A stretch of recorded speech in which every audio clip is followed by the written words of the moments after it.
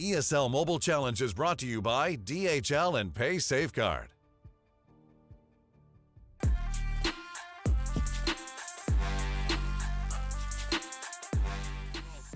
Hello everyone and welcome to the ESL Mobile Challenge as we're heading to the final week. Playdays 7 and 8 will be played out today and tomorrow, and we're going to find out exactly who will be qualifying for the ESL Mobile Challenge finals, as the top 4 will make it through next week, and then the madness will begin there as well. I am Lethal, joined with me is Lady B and of course Judo, and I'm going to start with you, B. How's things so far? It's going well. We've seen some craziness going on. We talk about it every week, but it's really exciting what we're going to get to see on the leaderboards. And I'm even more excited for some of the incredible matches we have coming today. What about for you, Judo? I'm very excited because now we get to the meat of everything, I feel. This is, you qualify or you don't. There are so many teams still in the mix, and we have a couple of matches that are very important for these teams, Lethal. Really are indeed. Like you said, the meat and potatoes of the portion, you could say, in terms of the ESL Mobile Challenge. And we can have a look at the leaderboard first to see how things may possibly pan out over these next couple of play days. So, you know, guys, it took a while. It took a while to separate some of these teams from the rest of the pack, and it's slowly getting there now. I'll never forget Alternate Attacks. They were going 3 and 2, struggling to scrape into the top 4. And look at that, they've gone 10 and 2. They just stepped things up and gone, yeah, we're all right. We've had enough of the L's. We're going to take plenty more W's. And they've pretty much guaranteed their spot in the ESL Mobile Challenge. It's going to be more based on seeding for them. Tompinai probably just need one more in order to secure their spot, but it's all about that 3rd to 6th place spot there. And don't get me wrong, Elevate do have a lot of games in hand. It's going to be a tough road for them. For, you know, they could say they're playing more for pride more than anything, but also to cause a little bit of trouble along the way. Yeah, for Elevate, I think it would need to be a lot of upsets coming through as well to work this into their schedule and try and make their way up. But even for teams like Penta and Repotted Gaming, it's not going to be an easy go, but there are some opportunities for them to see if they can turn this back around, particularly because we have Tribe Gaming and MCES who are going to be facing off against each other today. And it's going to put in a little bit of an upset between those positions, but these two teams do have the opportunity to swing it back around, particularly because they're going to get to face off against Penta here. So this is where Penta can make those leaps and bounds. And Judo, you and I were talking about this too. Even Repotted Gaming has a small possible opportunity to do this. They certainly do. And the interesting thing for me is Tribe do have to go up against both Penta and Repotted, whereas MCES do not. So those matches for Penta and Repotted could be huge if they can actually beat Tribe, because for any of the teams that are slightly outside of the top 4 at the moment, Penta and Repotted, they are going to have to rely on some of the other teams losing their matches as well in order to enable them to catch up, Lethal. Do you know what? I think we should take a little peek at the schedule, because there's going to be a lot to discuss here. As I've already mentioned, MCES looking to try and bag 2 more wins along the way in these next 2 play days in order to guarantee their spot as well. But we're looking at a very strong Elevate. So depending on their circumstances, they will be the first ones up here today. And then Alternate Attacks versus Tompinai, another fantastic matchup. Or you could say a potential final as well. And Tribe Gaming versus MCES. What a start to the day we have. It definitely is. That Tribe versus MCS, I think, is going to be a big one to keep an eye on here, too. But we will get to see Team Elevate facing off against Penta. And we're going to get to finish the day off with Tompinai facing off against Repotted Gaming, Judo. Absolutely. And I think the matchup for Penta versus Elevate is a huge one, because they are the team closest to MCES and Tribe. Being able to beat Elevate, remember Elevate are bottom of the table, they will be hoping that is a matchup they win. It will claw them so much more interesting, so much more closer, and make tomorrow even more interesting. The sad thing, though, for Penta and Repotted Game is the fate is in some of the other teams' hands. They need to hope that Elevate do cause some kind of distraction or be a pain in the backside for Tribe Gaming and MCS. There's a lot to talk about here in terms of what they need to see happen or occur throughout these next 2 play days. It's going to be very, very tough. But we'll have a little look at the weekly attack overview. And guys, if you're watching, just to let you guys know, we had 3 play days last week, which is why we've seen so many different attacks. And my word, the Queen Charge Dragon Rider was a tad popular, wasn't it? Yeah, 52 attacks that came in. I mean, this has been dominating. We've been seeing this across the board.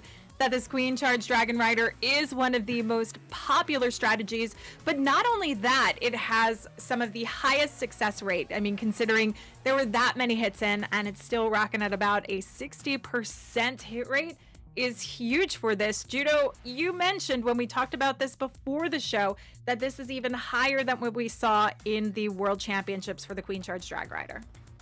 It is, despite that many attacks using it. I believe the World Championships was around about 45%, and the Mobile Challenge NA is also in the 40s. So the Queen Charge Dragon Rider, despite being very popular in Europe, it's very successful as well for these players, but a lot of other great attack strategies and hit rates sneaking into the board there as well.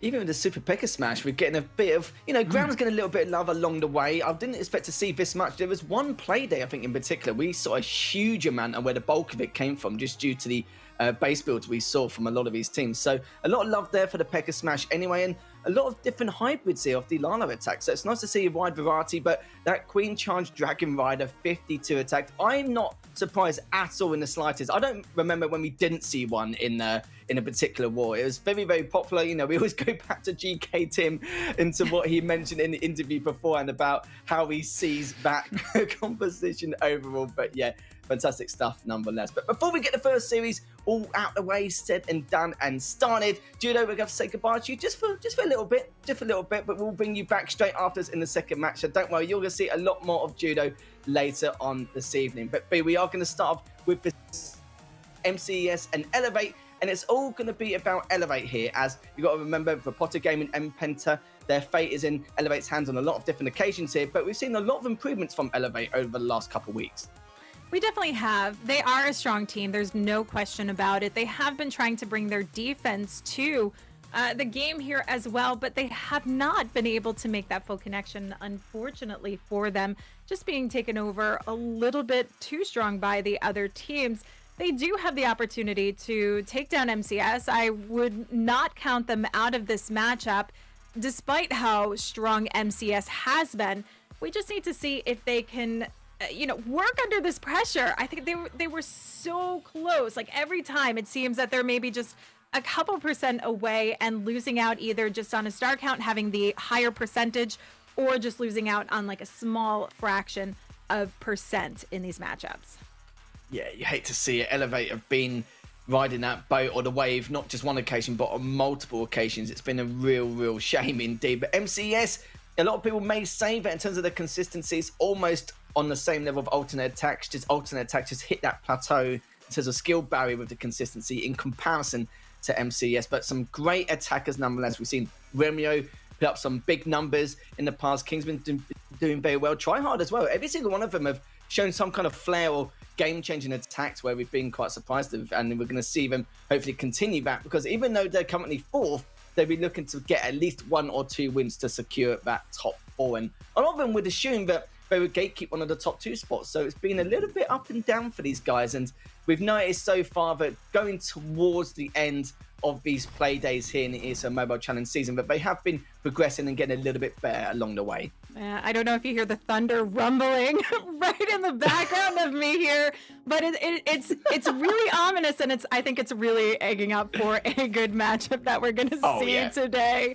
But for this matchup, if I were to have to put in a prediction, I think it would be tough. I'm curious to know if you would have a prediction in this matchup, who you expect to see coming in with a win. Do you think Elevate is going to be able to overcome some of the obstacles and, like you said, for Pride, come through, help out some of the other players and mix it up a bit and get some final wins in? It's tough because at the same time, Elevate don't really have anything to lose anymore, but MCES have got all to lose. They've got a lot to gain from this. I feel like MCES have a lot more pressure, but I still feel like they'll win by 1 or 2 stars overall. We'll see how things pan out for MCES, but you're talking about the lightning in the background as well. That's just all the zaps coming on and off the server, isn't it? It's getting prepared for it up to this matchup. But what a perfect setting, what a perfect atmosphere. As I haven't got any lightning in the background. Actually, it's probably the complete total opposite in comparison, but it's going to lead up to a perfect day nonetheless. But it's hard because we get some weird things from Elevate. Sometimes, don't get me wrong, I still feel sorry for them in terms of their very first week where their defenses wasn't up to scratch, but their attacks have been phenomenal. So depending on how the base builders have actually been for MCS, it's going to be debatable to see how things will pan out in this matchup. But I expect MCES to really bring their A game. If there's any, not saying secret strategies, but anything they've not brought to the table yet leading in this matchup, they may need to do it earlier than required. And maybe there's some bits they want to save for the ESL Mobile Challenge finals, but just to play it safe, they should maybe try and get this first W before hiding anything later on. I think it's important, because they are on the heels of Tribe Gaming. There is the opportunity for a couple of teams to sneak through and try and gain ground off of their losses. It puts a lot of pressure on, but it also does motivate to say, hey, you got to keep focused. You got to keep your eye on the prize and make sure that, you're looking over these plans left and right, making sure that there is absolutely zero room for error in this one. But Karlito is going to be the one kicking it off, and he's starting with the one ground attack that we were talking about coming in with a nice high percentage, and that is the Super P.E.K.K.A Smash, the Warden to lead the pathing, and we often see this because he does have great range, is able to reach over the walls, pick off some additional structures, as you can see here, able to get to the Eagle. But we've got a nice easy passage coming in, and he's getting beautiful chain value and assist coming in from the Electro Owl to actually help speed this up quite a bit more. This is also going to easily pull back around into his main pack of troops, which is nice, where you often worry about your queen veering off in the wrong direction. Absolutely, and they're using that baby dragon just to create the funnel for these P.E.K.K.As and the Ice Golem. Then the Ice Golem looking to try and tank some of this damage, but it's going to go into that northern compartment to deal with that Inferno Tower. We're just going to freeze it for the time being, just hoping to delay as much as possible with a few of those lanes. Also giving a helping hand, and you can see the Ice Golem there coming in from that eastern side as well, just to make sure to create a better funnel going forward. But so far so good. A Blimp's coming into the northern side, looking to go towards that town hall, but still the bulk of his attack just trying to do the best it can to push it at bay, but not really too much working out here. We'll find a couple of Teslas along the way. The Warden will deal with that momentarily, but we'll find a couple of traps which go towards these healers. But even then, that's been very, very tough. Just at the same time, just keep it on that town hall to make sure it does get taken down, which it does, and it's been successful so far. But look at this, they've still got to deal with that opponent town left side, which could be fine. The AD may take out the healers, but we'll have to see. Yeah, I was a little bit worried about that because the Blimp landed in just a little bit further away from where he wanted it to go. King has done phenomenal work along with the Royal Champion. Those wall breaks opening in and out of the 3 o'clock compartment was huge for this to help take care of the cleanup. I mean, we saw everything pretty much fizzle out as it made it through the back end, though we do have one P.E.K.K.A live, but we have the Queen, her ability, we have the Royal Champ just launching off that Seeking Shield, which is huge. This is why a lot of times you want to keep those hero abilities as long as possible, and providing that you can get the right pathing in, allow the healers to switch over to the P.E.K.K.As, to the Super Wizards, keep the Queen behind, you can reserve that ability. This is absolutely stunning, and a great way for Elevate to start off this war. Yeah, that was smooth. I think the best word to call it. Very smooth from Romeo there. Just using the invisibility spell just to make sure that Town Hall is a guarantee. Nicely done with the Blimp as well, cleaning the path. I think a lot of the healers actually soaked up a lot of those traps along the way. Anyway, the AD did, a great job just trying to do its best to take out those healers. Some of them were very, very low on health, but even if, they were taken out anyway, that P.E.K.K.A would have just flown through onto the western side. That would have been perfectly fine. But apart from that, that was a fantastic attack. We were talking about the Super P.E.K.K.A Smash. It's been given a lot of love over the course of this last few play days, especially last week. Was one of the top 6 weekly attacks there, as we mentioned earlier on in the pre-show. But now with Synfade, we're going to see what he's going to come up with here, as looking to try and attack Karlito's base to see if he can bag himself a 3-star as well for MCES. I love watching Synfade attack because we never know exactly what we're going to get to see from him. Is it going to be Hogs? Is it going to be Dragons? Is it going to be Zapquake Lalo? Well, guess what? It's going to be the Skelly Donut Zapquake Lalo coming in straight to the core with the invisibility spells to help the Skellies from the Skelly Trap eliminate the Clan Castle troops. This is stunning. This is great. This is something that we see him often do. And you always have to hold your breath to make sure that he gets the timing right, that he gets the placement right on everything to get that full value. Otherwise, it's a big risk of investment. Now, he also manages to take down the scatter shot as well, which is leaving him with an exterior one that's an easy push for the Royal Champ to come in, sneak through, take it on. If she can get past these Skellies, launches that Seeking Shield, and it is just enough from the hits that she initially got on before the Skellies popped up. Yeah, the Skellies have actually done a huge amount of work there just keeping the RC at bay, but he might actually still take down the Expo. No, he does not. But we'll see how much of a detriment it's going to be later on, as it will be able to inflict additional damage. Those Skellies, if they weren't there, definitely would have taken out that Expo with ease and then maybe push them across to take something else out. But it doesn't matter, he's still got a fair amount of value anyway, and you can see some of those loons coming in from the 8 o'clock side, the Stone Slammer as well, and the bulk of it, of course, coming in from the 11 o'clock side as we're looking to push towards that Inferno Tower. Still got to deal with the AD and the Eagle Artillery on the northern side as well. So this is a fantastic flank from Synfade so far, looking to push in towards the north side just to take up that Eagle Artillery in that northern compartment. But so far, you can see the Rocket Loons as well, just making sure to take out any more of the defenses on that western side as well. But this has been fantastic from Synfade. Still got plenty of time left as well. That was a very aggressive attack and really well executed. And no spells needed on this, because remember, he invested all that spell value on the initial funneling for this pathing for the Lalo, taking down some big value. We've got scatter shots down, and oh my goodness, he is sending in a swag parade of loons. But think about this. Think about the value that he got with that opener, really seeing the weaknesses in that base where he could take advantage of it, just using those spells, connecting the heroes along, obviously taking down those scatter shots, taking down CC troops, not only impacts, what kind of value you're going to get for your pathing with your Lalo, but it also relates very much so to how much value you can get out of your heroes with that as well, ensuring that they can make the push coming in if there's a lot of surrounding defenses. And these days in the current meta, we are seeing a lot of ground bows, particularly surrounding bases, trying to keep your heroes from getting as much value as possible. So if you can eliminate some of those other additional factors, it's huge for you. And that means you can, I wouldn't recommend it all the time, but you can use those spells instead for the Lalo for this opening value, which he really smartly did. But Kala coming in now, we've got some drag bat action. And I know this is one of my favorites. I don't know about for you, but it's been amazing to see how incredible, not only that these high hit point dragons are doing, but the value the bats can pick up along with it for the cleanup on the back end.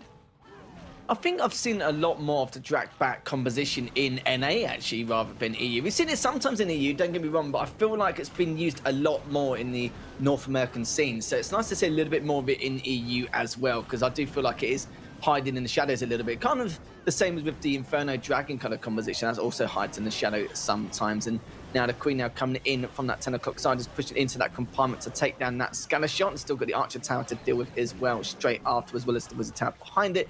But look at the northern side so far, the RC has come out. It's got a lot to deal with here. Needs to use an invisibility spell just to keep it alive, but also keep the Skellies away to push towards the Queen instead. But now looking to push in forward in that northern compartment to take down that scatter shot as well. Still got a little bit more work to do, but it looks like even if he does want to push on in, that's already done a huge amount already. There's too much there to deal with in terms of DPS to push on forward. But here comes all those drags, all those loons there from the southern side, along with that Warden as well. Going to be taking out that southern compartment, including that Eagle Artillery. So looking very good so far. A couple of drags have actually swerved towards that left-hand side, but will be come back in anyway, take out that Wizard Tower. But so far, so good. It's a fair amount of defense left. Still got a few of those Inferno Towers and the Town Hall to deal with. But speaking of the Town Hall, we'll have to deal with that Tornado Trap as the Blimp still got a fair amount of HP here. Just using another spell just to make sure it is successful in being able to make it in. And it does make it in, even though the Sweeper pushes it back ever so slightly. But it's just not going to be enough as the Blimp does successfully make it into the Town Hall compartment. Yeah, it was unfortunate to see the King not be able to pick up that value, which means the Royal Champ had to come in and compensate, wasn't able to work through with the dragons instead. But you can see how, again, powerful these dragons are. The bats coming through for the cleanup, not a lot of risk on the back end with the splash damage, so they're able to quickly work along, allow the dragons the opportunity to take care of the storage cleanup while the bats pick off these defenses. This multi was a one last risk here, did drop the freeze, and not enough to actually take it down. But let's see if the Dragons have time to come through. One more storage to go. They still need to force their way into the center of the base, but there is a huge pack working together along with the warded, so there still is enough time to get this done. And it did look like the multi took some hits already, which is going to help loosen up the damage. Might have taken maybe just like one hit here, but more than enough for these Dragons to take it down. And with that, we have Kala coming in with another 3-star for Elevate, which puts them 2 for 2 going up against MCES. Yeah, another triple. We can't complain there. It's like we've always said, Elevate have a really talented attacking squad, and it is continuing to do absolute work in. Even though the Drags are quite slow, they tanked a lot of the damage in that process for the Loons to have a bit of leadway. The Blimp had a little bit of troubles with that Tornado Trap and had to use one of those rage spells in order to just help secure that Town Hall. He doesn't want to, I know it's a little bit more expensive, but the main thing is he gets the full value going into that compartment later on. So even though he had to do it, I don't think it was too much. It was of an expensive way to kind of use that. I think that was perfectly fine. And then afterwards, the Drags had plenty of time at the end to take that Inferno Tower down. So brilliant stuff there from him, looking now to go to the next attack. It's just been triples all day. I'm not really surprised, especially in this region overall. It's what we're used to, and now we're going to see if Elevate can continue putting on the pressure. Yeah, it's the defenses is really where we've said that they've had the biggest problem, because we can see the beautiful attacks coming in. If they want to turn this around, if they want to get this going, the defenses are what they need to bring to the table. And that's, something that I consistently say, let's see if they can do it today. So far, Synfade kicking it off didn't do them any favors. And Tryhard coming up to bat next and bringing in the Electro Drags. I'm a little bit surprised to see it, but Electro Drags are strong in the right hands, and you can see all this beautiful chainable value. Look how close these structures are. So he is banking on the fact he can make a quick, speedy push coming in. We're going to see these rages coming down likely very fast early on to get the force inside of the base. Now, the one thing he's going to have to be mindful of is this town hall in the center. He needs to make sure that he actually gets the majority of these E-Drags splitting around it and allow the Blimp to work through to take on the Town Hall so he doesn't lose out the E-Drags to the Poison Bomb. And you can see as well the Eagle Artillery was actually prioritizing the King in that moment, just trying to create that funnel. But so far, he's going to be quite pleased with how it's actually prioritizing, that rather than the actual E-Drags themselves pushing on forward as the Loons make it into the center, even though the sweep has been a little bit of a pain in the backside, but not doing a huge deal here. You see those Expos will get taken down momentarily. It's still quite a slow push. The Eagle Artillery is still alive. You've got to remember though, the AD is still there as well, and you need that RC soon enough to take out the rest of his defense. But the Queen, you can see on that 10 o'clock side, now pushing on through, but it doesn't matter. The RC is already on the front line to make sure it can clean up a little bit more, but you can already see the damage has already been done. There's only so much it can do here, and still got plenty of time left on the clock though, remember. He's got the invisibility spell, and it looks like he's holding off for the Queen. Getting that scatter shot down was a big, big move and very much needed in order to ensure the Queen has more opportunity. I'm surprised he didn't try and keep his Royal Champion going longer, because if you're running any risk of time, it's better to have more power coming through. He just figures that using his Queen, with everything that sectioned off the way it is going to help out quite a bit. And mind you, we do have a minion helping to take care of the cleanup on the outside edge, but it's up to that minion and this Queen alone to get it done. 50 seconds left, and she is in a perfect spot where there's an opening in the wall. Invisibility spell coming down, keeping her alive in this one through the last remaining defenses, and this gives Tryhard everything he needs. So his patience and his, his thought process on holding this invisibility spell for the Queen was actually spot on, has paid off, and has allowed him to pick up the 3-star. Again, like these E-Drags you have to worry about fizzling out very quickly. He played his cards pretty much right here, but a little bit close. And for anybody who's using E-Drags at home, you have to remember, like, if it comes down to this, you have to think what's going to be the best value out of your heroes, which Tryhard definitely did do well. He definitely did indeed. Even RC was actually taking a bulk of the damage on the front line as the funnel was coming in through. And I was a little bit worried about the King, because you saw his funneling on that north left side when the Eagle Artillery was actually prioritizing him the entire time. But he managed to get enough of those structures cleared out to continue with that funnel earlier on. And let's be real here, not really too much to say. Just literally can't separate these two juggernauts going forward. Both have got 2 triples apiece.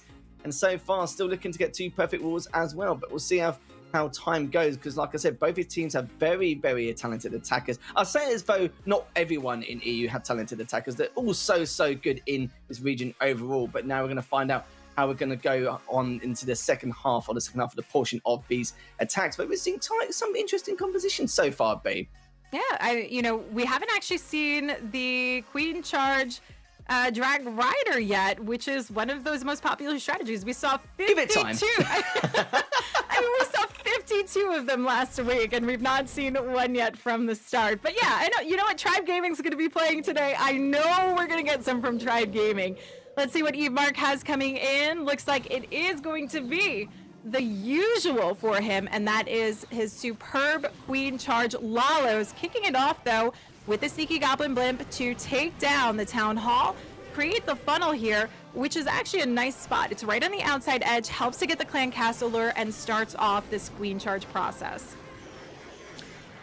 Yeah, Mark going to be quite patient with this attack, but as I say that, the spell comes out straight away, and Queen's going to be pushing all the way forward from that 4 o'clock sign, using that loon as well to see if it can find anything along the way. We'll find 1 trap, maybe 2 there. The Queen's just continue to funnel on through to try and take out one of those testers and having to deal with that cannon as well. But the main part is going to be that Inferno Tower in that 3 o'clock compartment. You can see now the King Yak just continue to help the funnel further, just taking out the structures on that northern side. The Queen continue to do absolute work, and sending another loon as well into the exact same compartment. So just dropping a spell here just to speed things up a little bit and just give a little bit of leadway. We'll find a lot of skellies over time, but that's going to be fine. The main thing is to take out the other Inferno Tower and the AD as well, but the King's just trying to stay alive for the best of his ability. But the main thing is he's taking a lot of those structures, so it's going to help these loons massively along the way. And now we're going to see what he can do with this Queen straight after this. But getting a fair amount of value so far. Found a few of the Teslas along the way, and the Eagle Artillery is now going to be prioritising the King as well. But do you know what? That's going to do a massive favour in terms of value, because he was pretty much dead anyway. Yeah, so I'm looking to see what else he has to keep this Queen Charge going along. Now, we've yet to drop the Royal Champion coming in. A couple of key things that we're going to look at is the multi in the center of the base. And he can bring this Royal Champ to help scooch along, work her way in here. But with the lollopathing starting, this allows the Queen the opportunity to start forcing her way in, and there's a clear distinction that the loons can follow through in the scattershot pathing, keep working around the outside edge, but he can also use this Warden ability to help get safely through the core of the base here as the Royal Champion comes along, which is going to allow the loons easier passage coming out if there's any possible traps. And when we look at the back end of the base, there's really not a lot of damage to worry about, especially because he's held onto some loons just around the outside edge where we do have the ADs and some of the splash damage to work along. Oh, he does drop the invisibility spell here. I'm looking around to see what he was helping to hold off. It does, I believe, help the Royal Champion a little bit more, and you can see this beautiful push of the loons coming through to the back end defenses, all swarming together. And despite the fact that we have that Wizard Tower, we have some loons sneaking up on the back end to help pick it off. Yeah, great attack from Mark there overall. I was going to say he seems to be quite patient to begin with, and then after he made those funnels, he was not mucking around at all in the slightest. As earlier on, you see the Eagle Artillery focusing on the King, which barely had any HP, so it gave the Queen a lot more room to breathe in that right compartment to finish off those 2 Inferno Towers. So brilliant stuff from Mark, well calculated there. The triples continue, and never know, maybe a perfect war. Possibly, but I wouldn't want to jinx that too early. Like, I don't want to say anything when we see these triple after triples coming in. You know the pressure is going to get to somebody typically. What we really Who's it going to be? Who's it going to be? What we haven't been able to see yet is the double perfect war. Isn't that true? We saw the one that was 1% away from that was Elevate. Double perfect war. Was it Elevate versus RPG? I think it was. I think so. It was definitely one of the very, very first play days, because that's where Elevate had problems in their defense, and then it kind of showed, because that's when we said they have the potential, because their attacking squad is really good, and they've got no reason why they can bring some of these walls back in the future. But yeah, I'll never forget that. The only reason why it wasn't a double perfect, because of that 1%, that one, I think it was the one elixir mine, which was actually the difference maker overall. It's a little bit of a shame. But we are going to see Romeo now come in for MCES to see if he can get a third triple in a row, starting us off from that 2 o'clock side with the Queen Unicorn Murders pushing towards that cannon and Archer Tower. And you can see from the 7 side as well, just not really a huge amount here, just looking to focus in this right-hand compartment. You can see the King and the Ice Golem coming out on the 4 o'clock side as well. And he's already eliminated the scatter shot in the center of the base, clearing out this path beautifully so far. Queen, King gonna connect where he's already created this nice value coming in. We do have the blimp that we know is gonna be likely reserved to work in for the Town Hall compartment. You can just really start seeing how these paths shape up perfectly to limit what the Lalo actually has to contend with. But it is off to a very nice start, and notice that he has one additional lightning spell here, which is going to help if there's any headhunters that come out of the clan castle troops, as it's not been pulled yet. Yeah, got a couple of haste as well, just to speed things up a little bit if required. Going towards that Inferno Tower now. Good way to break through into that compartment. That was beautiful, actually. Got a huge amount of value out of that. And now you can see the next portion for the Queen to turn on an Expo and scanner shot there, but also the AD would be one of the main things as well. Still a couple of ADs left here. The Expo just focusing on that loon, so the blimp has a little bit more leadway coming on in, not taking that too much damage. It does make it, but just on the outside, as the loons are coming in from that 9 o'clock side as well. So we're just going to be keeping an eye on that compartment as well. The Town Hall is dwindling down. It will get cleaned up here. And that's where the haste spell will come in as well for these loons to push on as quick as possible and give these loons a lot more help in order to sprint through a lot of these compartments. But the tornado spell has definitely something to do with it here, as already just delaying the inevitable for Romeo. Just the Inferno Tower and the Expo left, as well as the Archer Tower on that northeastern side, and that's going to be about it. And I must say, the Queen is actually still alive in that 9 o'clock compartment still after all that. Still has 35 seconds left, and it looks like it's still going to be tied up here, B, and we just can't separate these guys. Yeah, there was nothing left to the base when he dropped the Lalo, because the Queen and the Royal Champion were still going strong through that.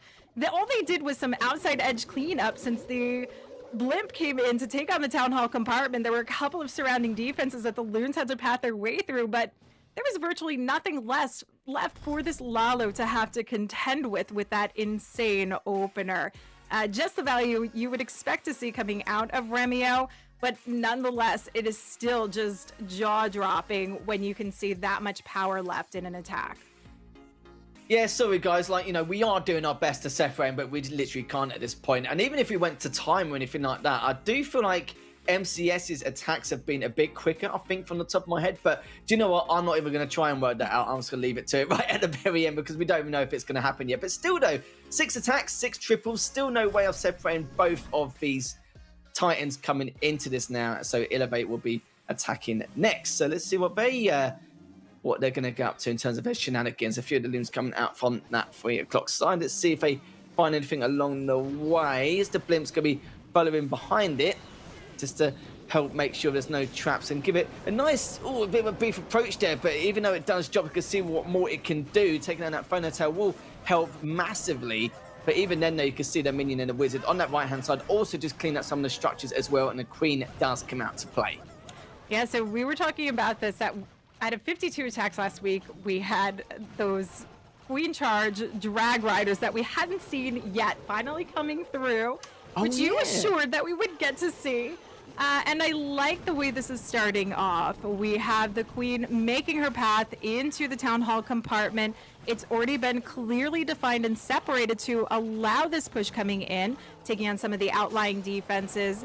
Because we have that moated section, it almost has this feel that we've done with the we did do the Yeti Blimp to help section this off, which is perfect, because that's exactly what you want to do. You want to limit the damage coming into the Queen, force her through, and pick up even more value. And it gets a lot because we do have these really wide open compartments that you don't have to worry about forcing the Queen through too many walls, too many layers.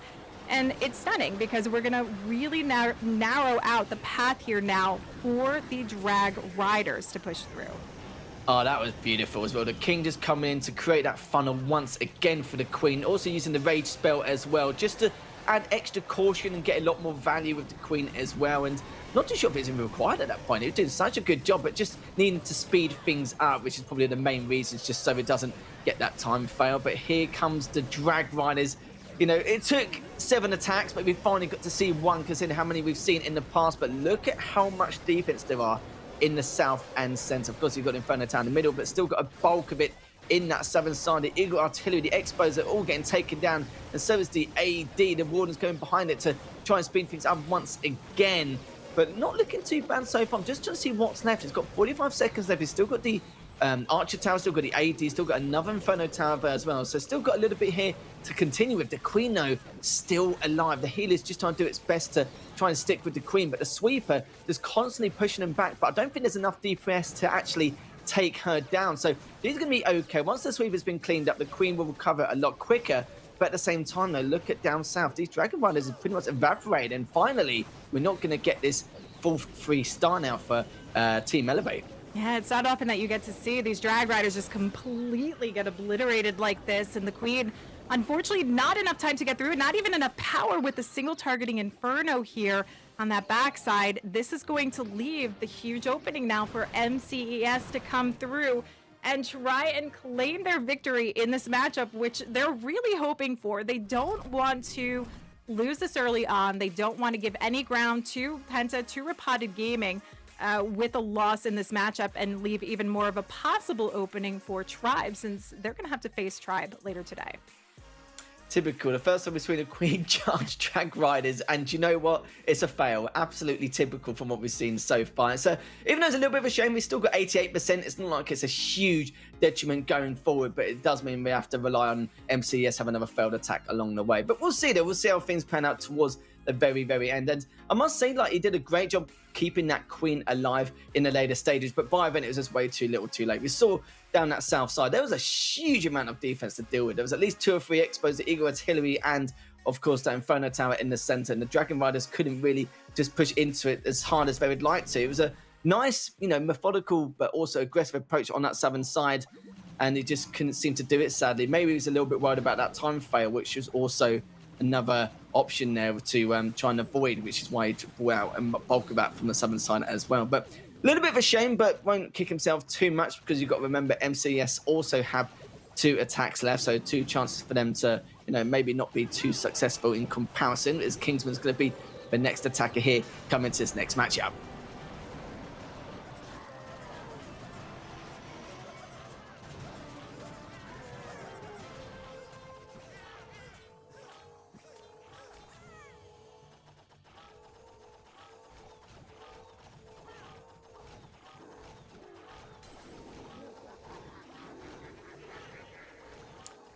Yeah, just waiting.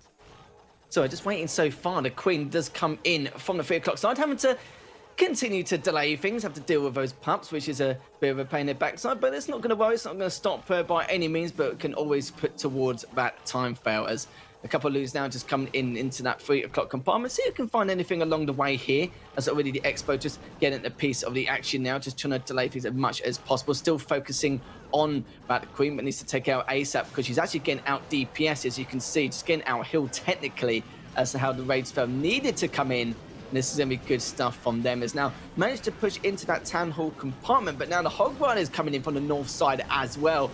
Could be a huge amount here, but the Queen's still trying to take out the Town Hall. It's going to take a little bit of time here and still be able to push through in that 4 o'clock compartment now. But the Queen's still able to stay alive. It's had a little bit of investment coming in with a few of the spells, but nonetheless still able to carry on making this attack.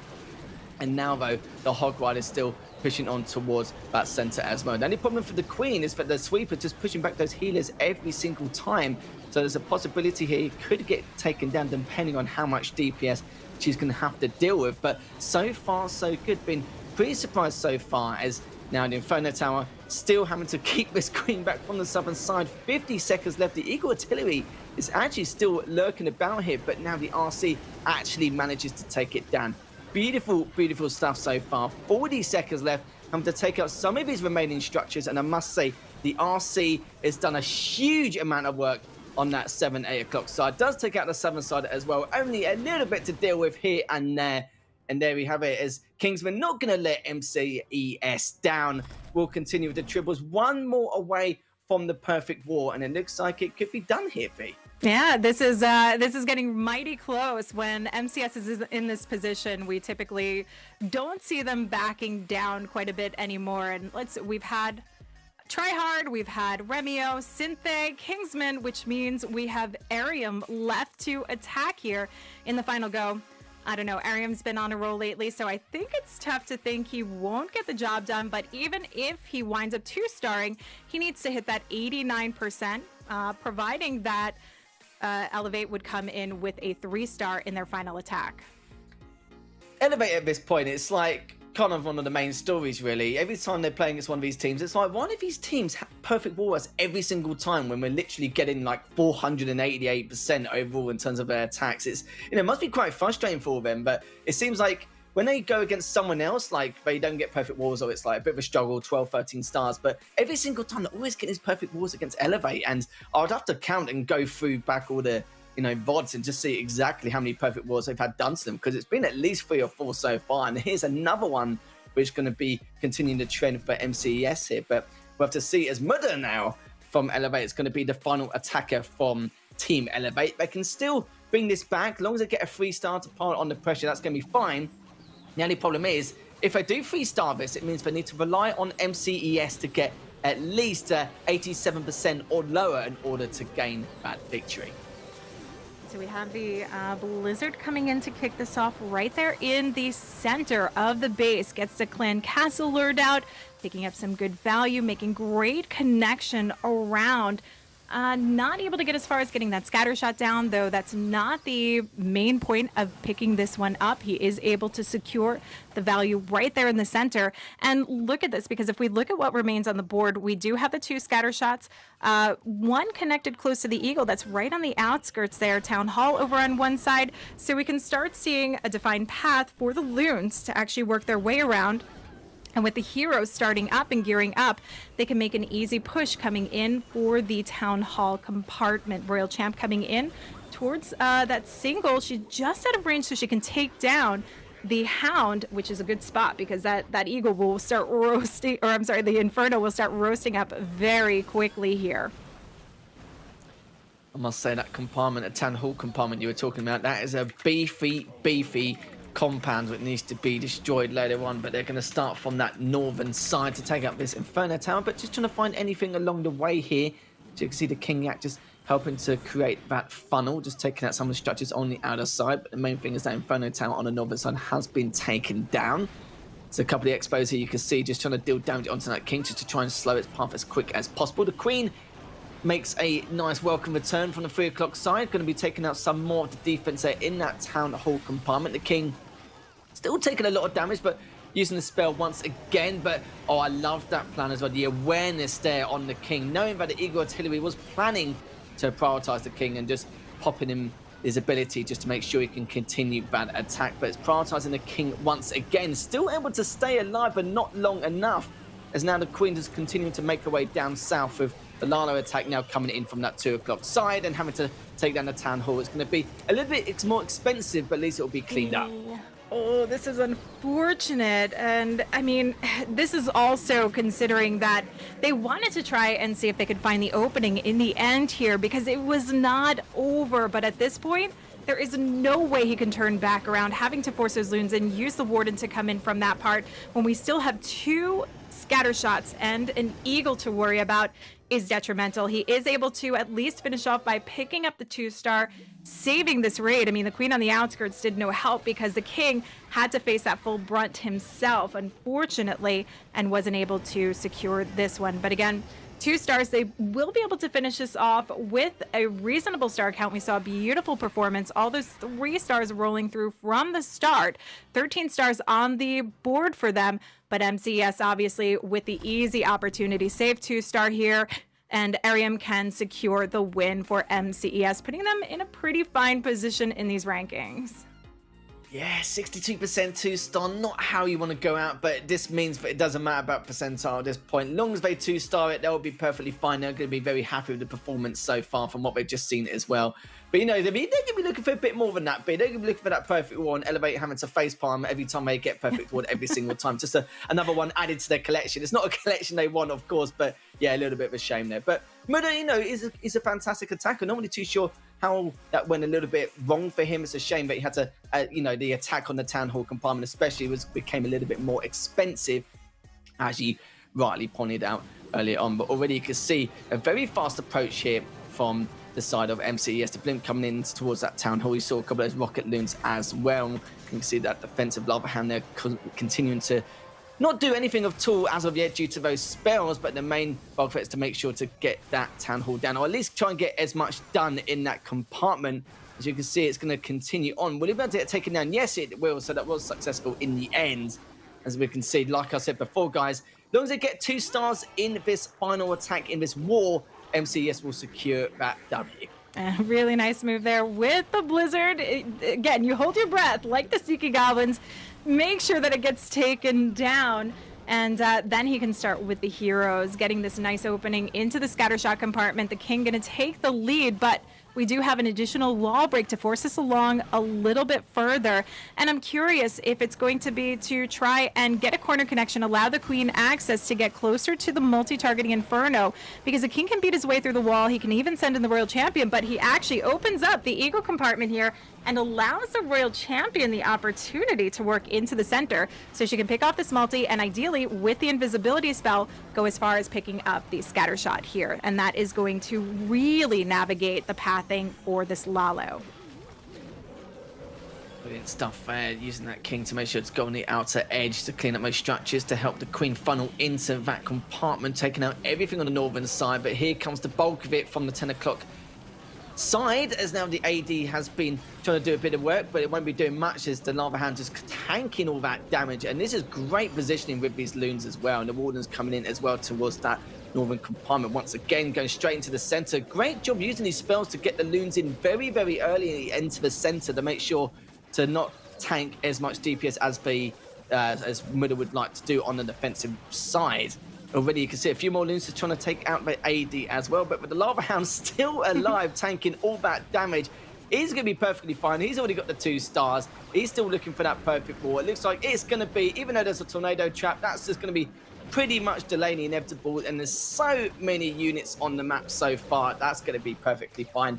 MCES coming into this week with their first perfect wall. They're going to be extremely pleased about that, and Team Elevate are going to be thinking to themselves, like, what more can we do against such a highly consistent team? But fantastic stuff from MCES. They're going to be very happy with how they performed and potentially 1 win away to guarantee their spot into the ESL Mobile Challenge Finals.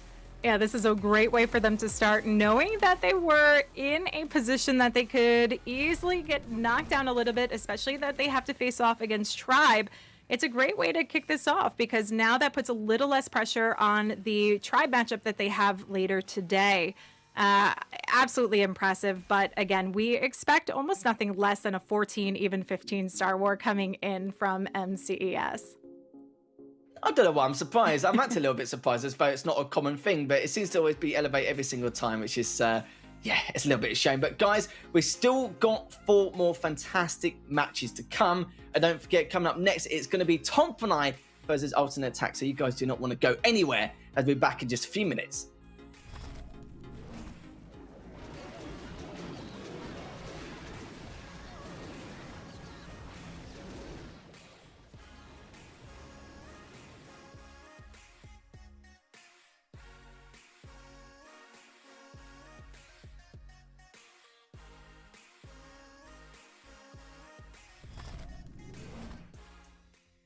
Welcome to the ESL Mobile Challenge. Tell us a little bit about yourself and the rest of the team.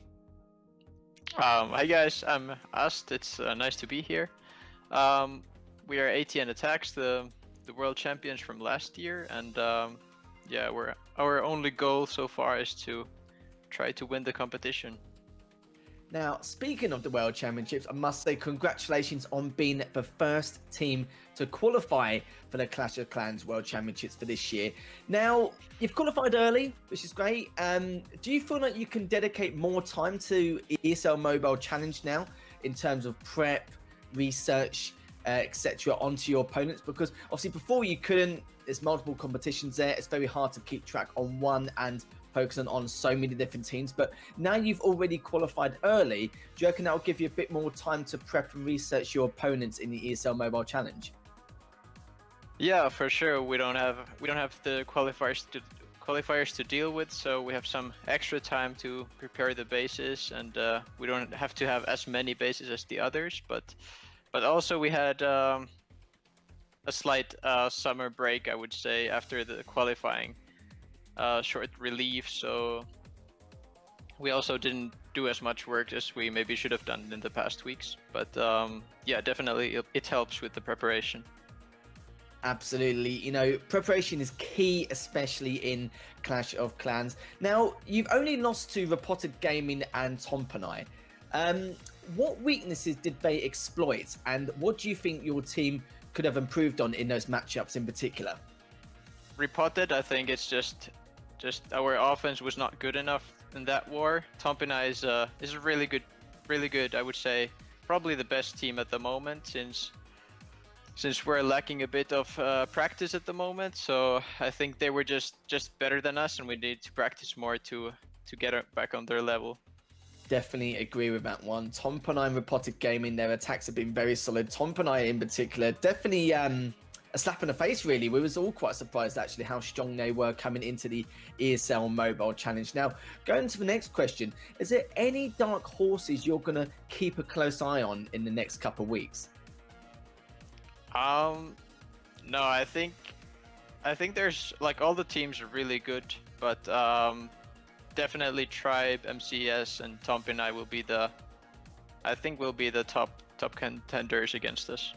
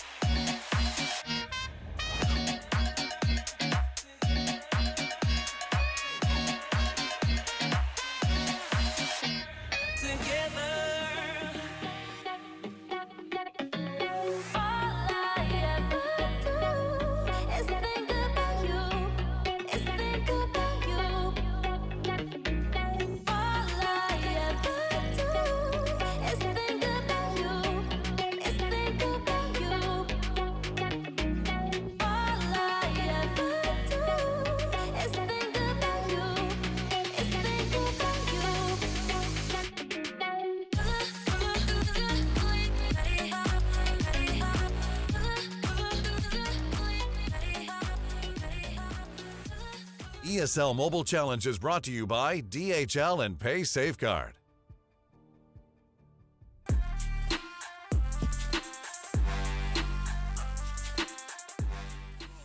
Hello everyone and welcome back to the ESL Mobile Challenge. It's already seen the first perfect war, the first war of the day, and it was a perfect war from MCES. Poor Elevate. When's it going to end? But it won't be too much longer now. We've still got one more play day tomorrow as well. But we've got a really great matchup coming up next between Tompinai Empire, the alternate attacks. And joining me this time round is none other than Judo. Judo, I can see it in your face, I can see it in your eyes, the sparkle, the twinkle. You are very excited about this matchup.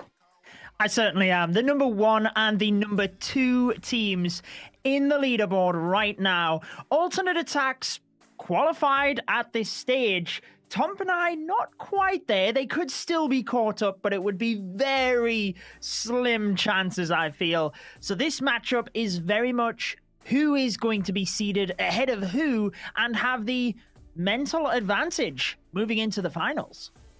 Absolutely. I kind of feel like now they can paint a better picture as to who they may face against. But still, though, because of how things have been panning out so far today and soon to be tomorrow, it's pretty much pick your poison at this point. But yeah, alternate attacks, they've been looking very, very solid. You know, they had a bit of a, I wouldn't say a miserable start, just a bit of a dodgy start, you know, a bit flimsy here and there. It's a bit up and down for them. But so far, they're on a 7 or 8 win streak. There is absolutely no stopping them at the moment. But Tompinai are one of very few teams who could stop them here, as we've seen some great attacks from React and Marco as well. Some, you know, formidable players here and absolute titans coming into this. And if I do remember correctly, didn't Tompinai actually beat alternate attacks last time? They were one of the ones who had one of the first 2 losses, I believe. Yes, it is. So they're going to try and see if they can give alternate attacks that next L. But will they, though? It's going to be their next question. They are one of the most highly consistent teams, not just in this region, but just from a worldwide global perspective.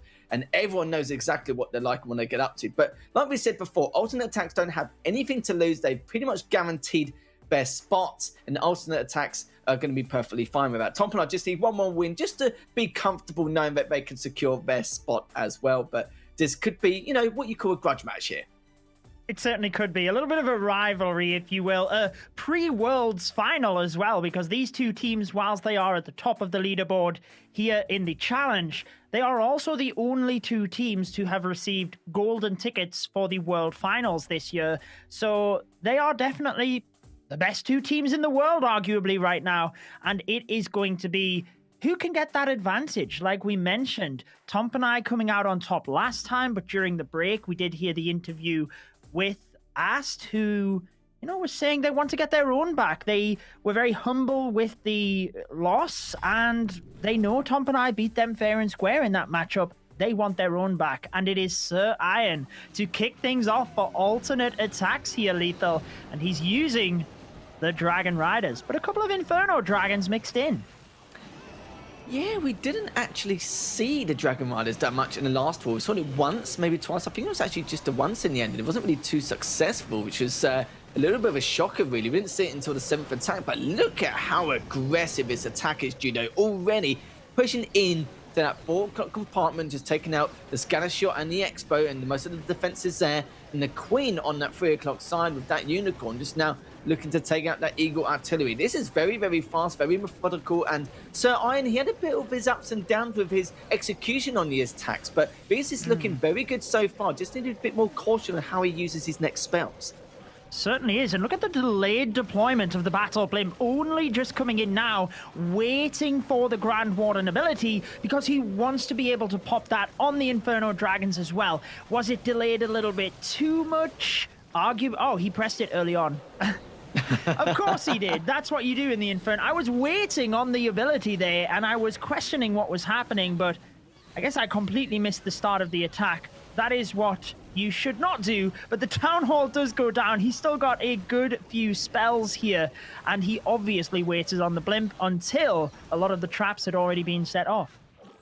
And still, the Queen managing to stay alive this long, but not too much longer, though, because it's just too much DPS for the hill to handle. Dragon Runner's going to be going on up, but again, it's going to be in the same circumstances. Still just that AD Inferno Tower left. Surely they're not going to lose this. No, they will not. It's going to be pushing in, nicely done. Great spells, or great position of it as well to make sure to clean them both up. And very impressed from that by Sir Iron. I know he's had a few odd attacks here, and I wouldn't say odd, but you know, they haven't been as smooth as he'd like them to be, because he's had a few 2 stars with a high percentile. So, but I'm glad for him, he's redeemed himself a little bit in this matchup, going first in this war and being able to get that first 3 star for alternate attacks. A great start for them. And I mean, the reason I missed the start of the attack, I was double checking stats, because we know that Tompinai did beat alternate, and it was a 14 to 13 star war back then. So it was a very high scoring war. It was only play day 2. So the teams have had a lot of time to scout each other out through the various matches, and alternate attacks starting perfectly. Sir Iron actually only got a 96% 2-star in the previous war against Tompinai, so definitely off to a better start, you could say now, Lethal. Absolutely. So now, Riak, mentioned him earlier on, just a fantastic attacker for Tompinai. was already doing a fair amount of damage into the center, but you can see on the right hand side as well the ice golems coming out to just to help the king bear and the yak just to tank that damage. Will be going into the right compartment, looking to try and take out that cannon, the defensive queen, so the cannons and the scatter shot as well. And you can see already the RCs come out very early, and I like this as well, just looking to try and get rid of a lot of these defenses out on this right hand side as quick as possible. The queen comes out from the southern side on top to not only take out these towers and cannons, but also the eagle artillery on that southern side. But I don't think he needs to worry too much about that. It's going to be looking to the ERC to push towards that as well. So already some good damage across the board from that 3 to 6 o'clock compartments. Very unfortunate not to get that wizard tower. One more strike from the royal champion would have done so. But you can see the battle builder repairing that back up. The queen will... she's not even going to. She's down. I thought the queen in conjunction with the balloons down the bottom might have got the other wizard tower, but actually React is flying into this side. So it's not the end of the world, but he is going to have to rely on a couple of balloons moving up to the wizard tower and not necessarily have as much force on the multi. You can see that. Nice little pack moving into the right-hand side, but he has carved out a huge chunk of the base with obviously the lightning in the center and the heroes on that right-hand side, with now the battle blimp pushing all of the way through, hopefully, to the town hall. Yeah, I was wondering when he's going to use these haste spells, but it looks like he's going to use a few of those loons to go from that 10 o'clock side instead, trying to take down that AD. Needs to bring out a couple more loons now, and still has to take down that town hall, and you can see a few more. Even the AD is still alive on that 10 o'clock side. It's so much investment from that one bit of defense, and you can see on the right hand side as well, also just getting cleaned up. The haste build comes out a little bit later than required, but already though the damage has already been done. 50 seconds left, still got a little bit to play with here, and you can see what's left so far. Still got the expo, still got another one behind it actually being repaired. This is not exactly what he would like to see happen. It's a little bit of a shame. A lot of investment on some of the other bits and pieces. The only thing you could do now is just try and get a best percentiles possible. Still get some of those structures on that 9 o'clock side as well, but it's just not going to be enough. A little bit of a shocker here, I feel like, Judo. Yeah, I feel like his opener just didn't go as planned, didn't quite get the value. That standing wizard tower is actually a lot more difficult than he expected because he had to send in another group, and the idea of that was to keep the main force of balloons out from the middle of the base. However, they just tracked over the top anyways. They set off a bunch of traps, took a huge amount of damage, and he just didn't have the force towards the back end. Maybe he could have used his spells a little bit quicker in order to get a higher percentage, but I feel after the hero dive, there wasn't a lot he could do in order to fix the attack because the balloons were kind of stuck over that area, if you will. Yeah, that's why I was questioning using his haste spells a little bit earlier. But when I saw a few of the loons coming in from the 10 o'clock side, I was like, oh, okay, so he's going to approach the AD from a different angle, even though he'll probably take a lot more damage. But he used a few loons, they didn't take out the AD, used a couple more, then he had to use a couple more again. There was just a huge amount of investment here and there, which just wasn't really necessary. Maybe some better position with the spells, like you rightly mentioned just then. But maybe actually he could have saved those loons for the northern compartments and be able to continue to pinch the rest of his base, which is a little bit of a shame. It's not something Tompinai wanted. And the worst bit was it was quite a low percentile. I think it was 77% overall, which is not something you want to see. And that's going to give alternate attacks a huge advantage coming into this war. And now Vale is going to be coming in for alternate attacks now for the second attack. As already they got that first triple earlier on for Sir Iron. The Queen's going to be coming out strong to make this push on towards that right compartment as well towards that town hall. Well, we did see the hit rate of the Queen Charge Dragon Riders at the start of the stream, and it was approximately 60%. I think Vale's hit rate with this strategy is significantly higher because he has been tearing apart bases, sometimes using this Queen Charge variation, other times using the Hydra itself. He's already found the Tornado Trap here, which is actually pretty helpful, to be honest. It doesn't rotate the Queen in towards the Giga Poison, actually rotates her outside of the Giga Poison, to be honest with you. So very helpful because now he knows the Dragon Riders are not going to have to deal with that. But he's struggling a little bit here, having to use the spells to keep the Queen alive. Charging into an Expo and the Grand Warden statue is a huge task, but Vale looking pretty controlled at the moment.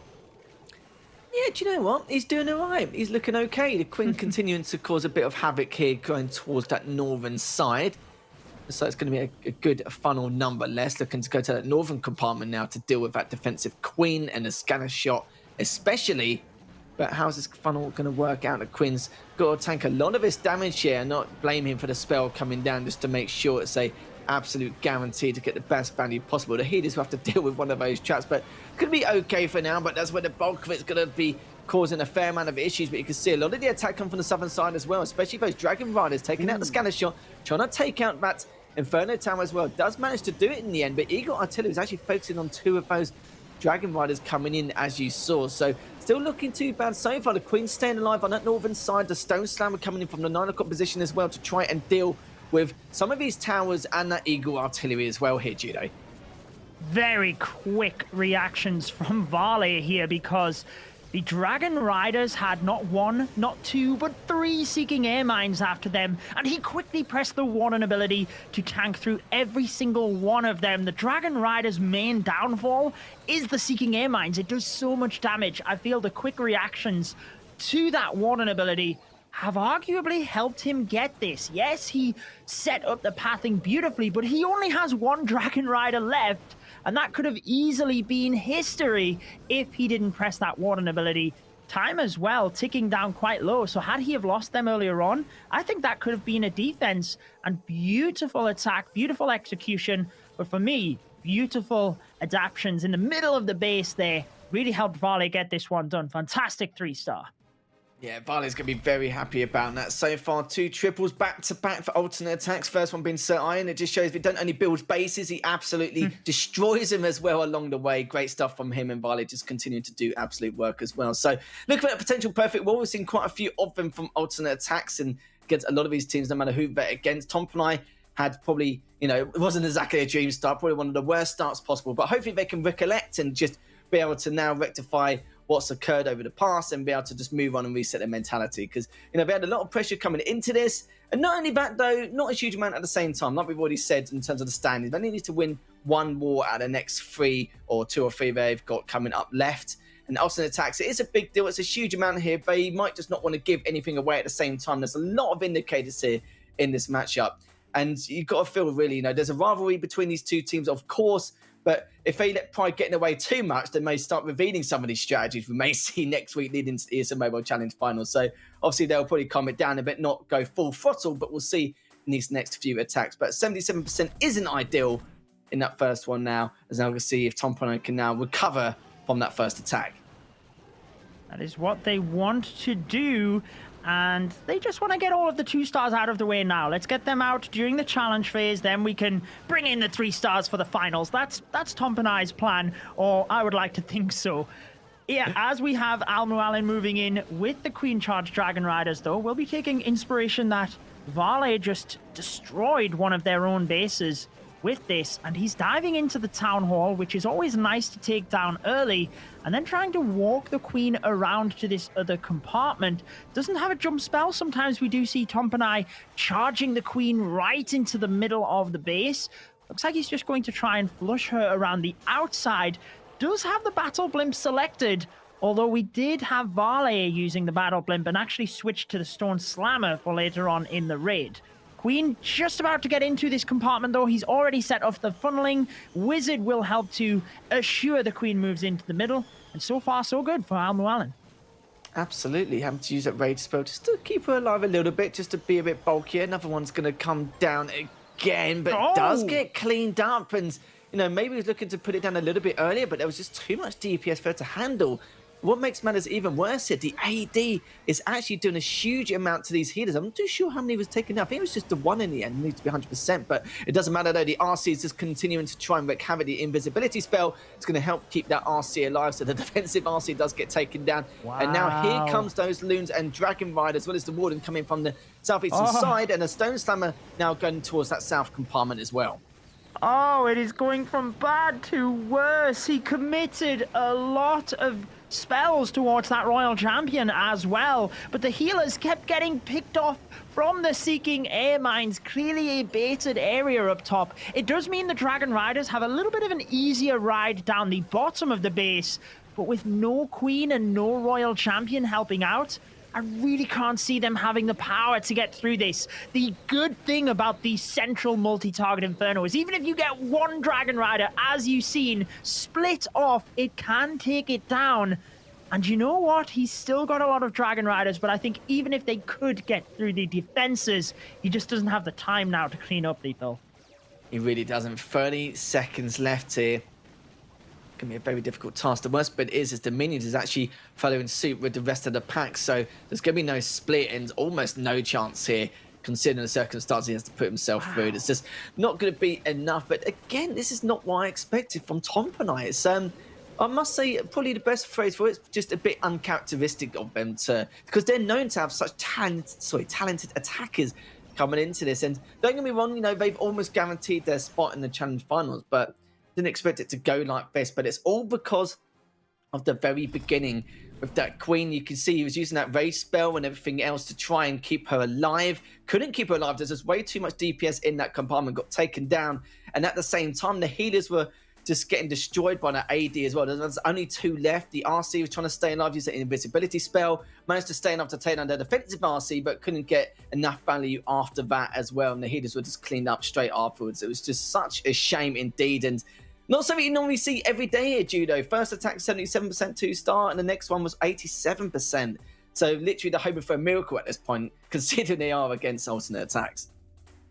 We knew alternate attacks were coming out to win this war. Despite them already qualifying into the finals, they want the #1 seed. That is for sure. I mean, any of these teams do, right? But it does mean that alternate are throwing everything at this. They do not want to go into the finals knowing that they've lost twice to Tompinai in the challenge stage, because that just has a lot of psychological impact on you as a team. Even if you know you have the ability to beat them, it really can impact you at this level. So I think alternate attacks are literally putting everything they are, or everything they can, into this war to assure that they tie things up moving into the finals.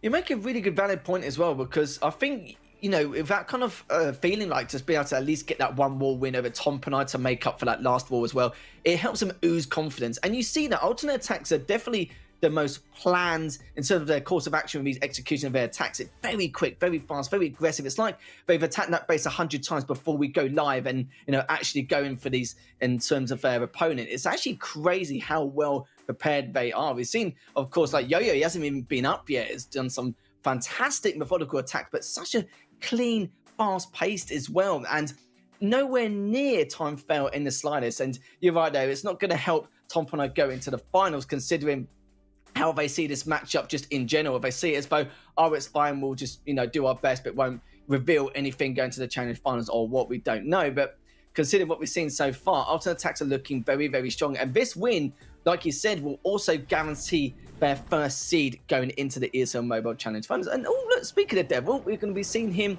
as the third attacker. Normally we do see him as one of the last ones, but it looks like he's going to be revealing himself a little bit earlier on than required. And we're going to see what shenanigans he's going to get up to here, Judo.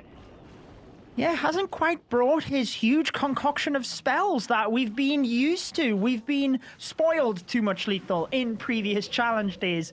Yoyo going with the Queen Charge Dragon Riders. We might not have seen as many of those used in the first war, but certainly a lot more now in this one.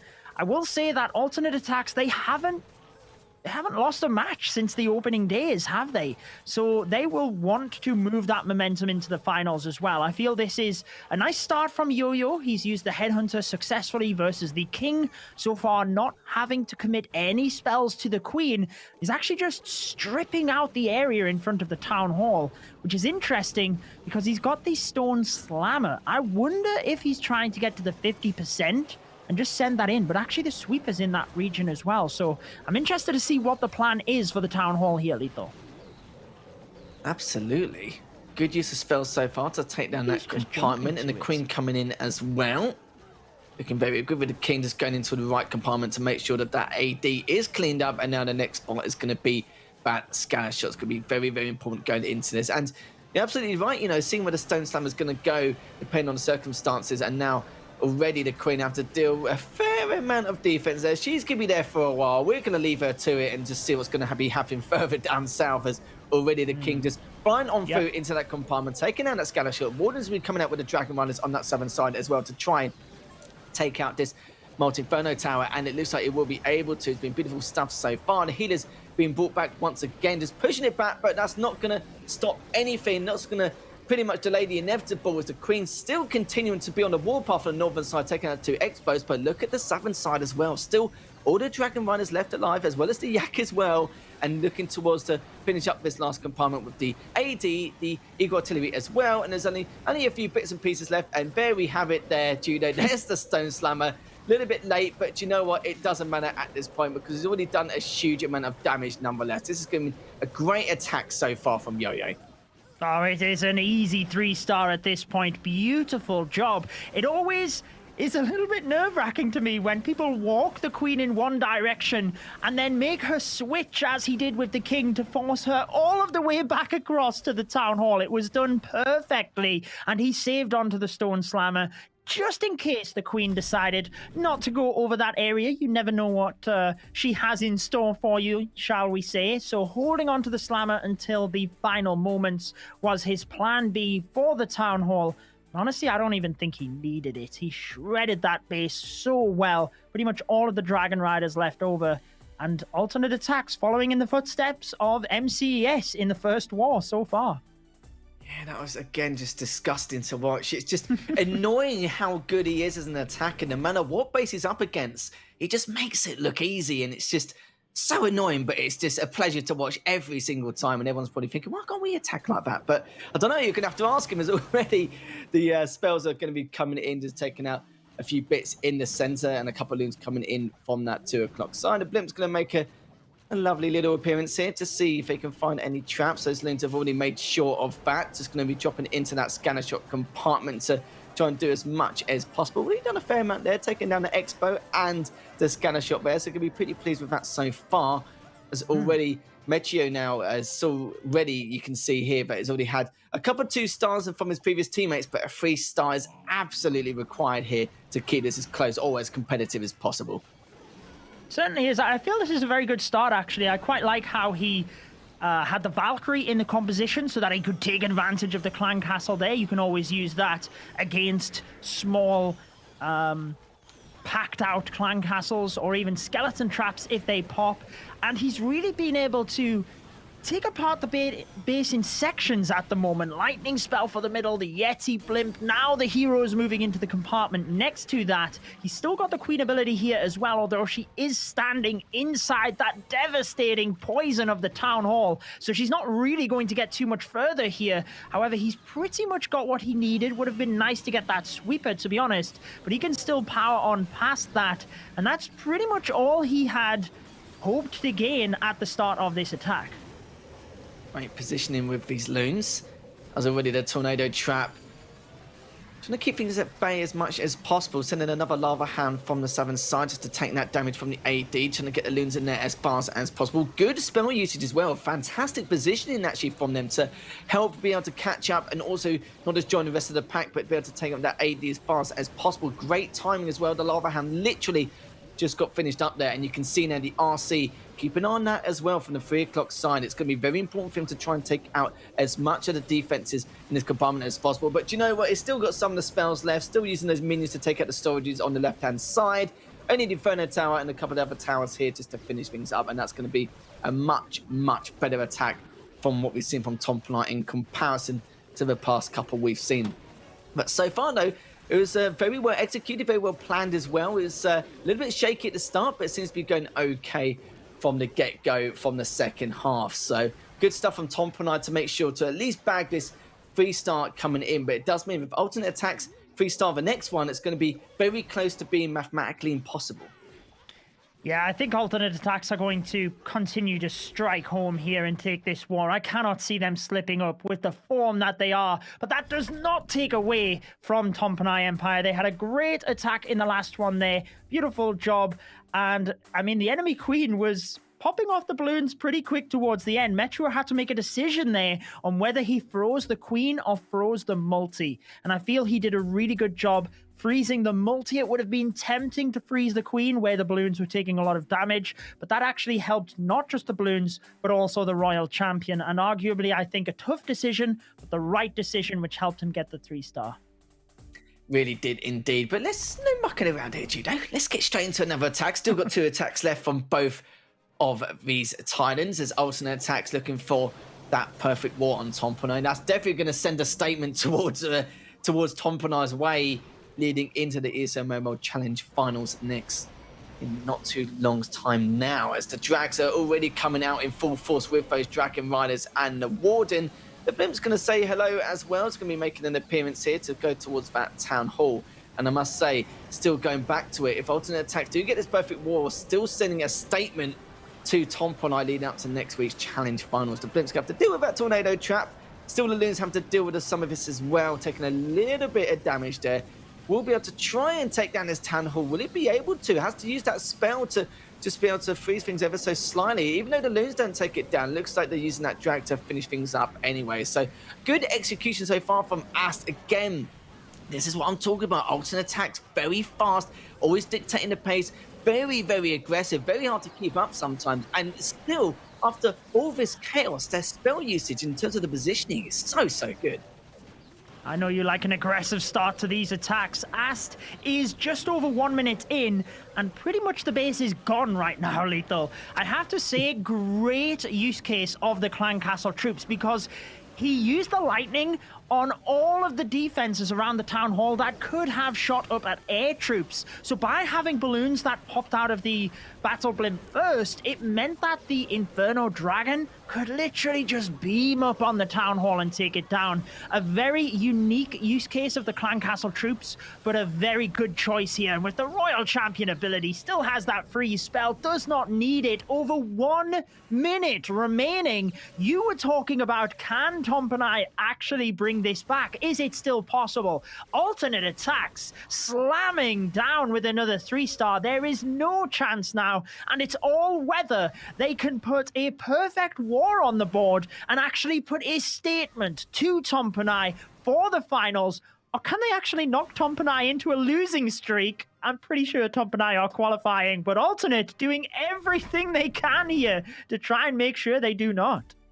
Yeah, and it certainly could indeed. I feel like alternate attacks now, you know, ourselves they were going 3-2 after the first week of plays. I think they're on a 7 or 8 win streak. So probably go to 8 or 9 now going forward. But it's crazy to think they just flick it like a light switch and just be able to turn it on like that. It's just been so impressive so far.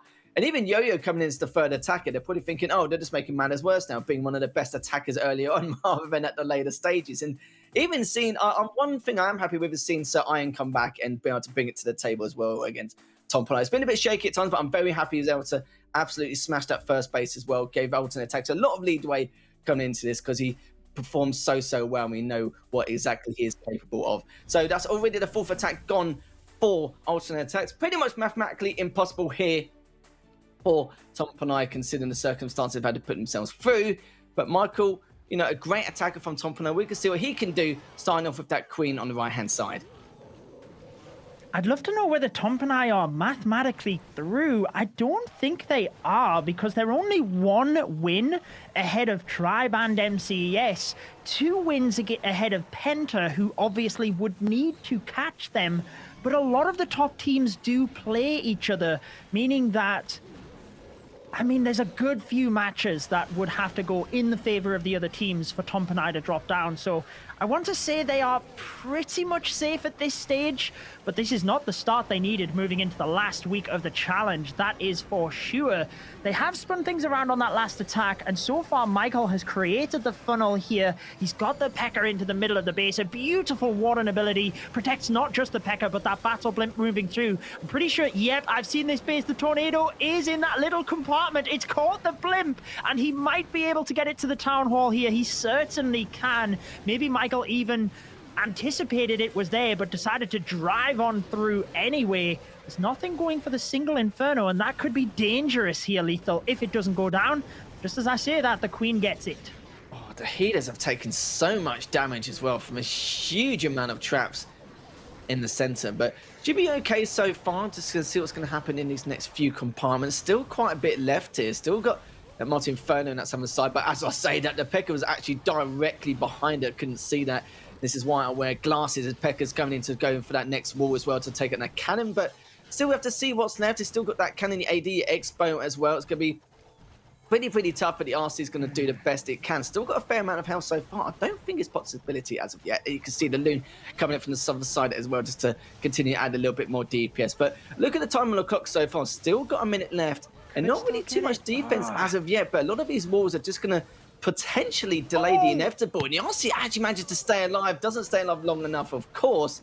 Is now the Queen does have that one healer to hopefully be able to continue making this push, but I'm not really too sure. With the amount of walls it's got to go through and the P.E.K.K.A there, depending on if it can stay alive, because it's only got that one healer as well, because the healer's split. If it gets the cannon, and it does get it. It does. So 30 seconds left. It looks like it could be okay here, but we're going to have to see. It's going to be close. I think it could be a 99 because the Queen cannot reach the builder hut. And even with the healer, she can get through these buildings, but she would have to go through the wall to get to the builder hut. Can you believe that? If only the Royal Champion had have been behind the Queen maybe a little bit longer, she could have indeed jumped over to that builder hut. But there you go, 99%. The Queen has to go through the wall. Heartbreak for Michael DP as it's another defense, and that means alternate will get the win here. But Tompinai, I mean, they just have to keep themselves going because they are playing in just a couple of matches time again, so they need to be able to spin around this loss and get the victory on that next one. Absolutely, and look at that, a nice few hundreds on the alternate attack side. Got 4 triples in a row and looking for one more to get that perfect. Tompinai, you know, opposite end of the spectrum, you can see starting off about 77%. Slowly getting a little bit better, but it's like I said, they've got nothing to prove here. They can, you know, hide everything up their sleeves, save it for next week if they even qualify for next week at this rate. But I'd be surprised if they don't, let's be honest.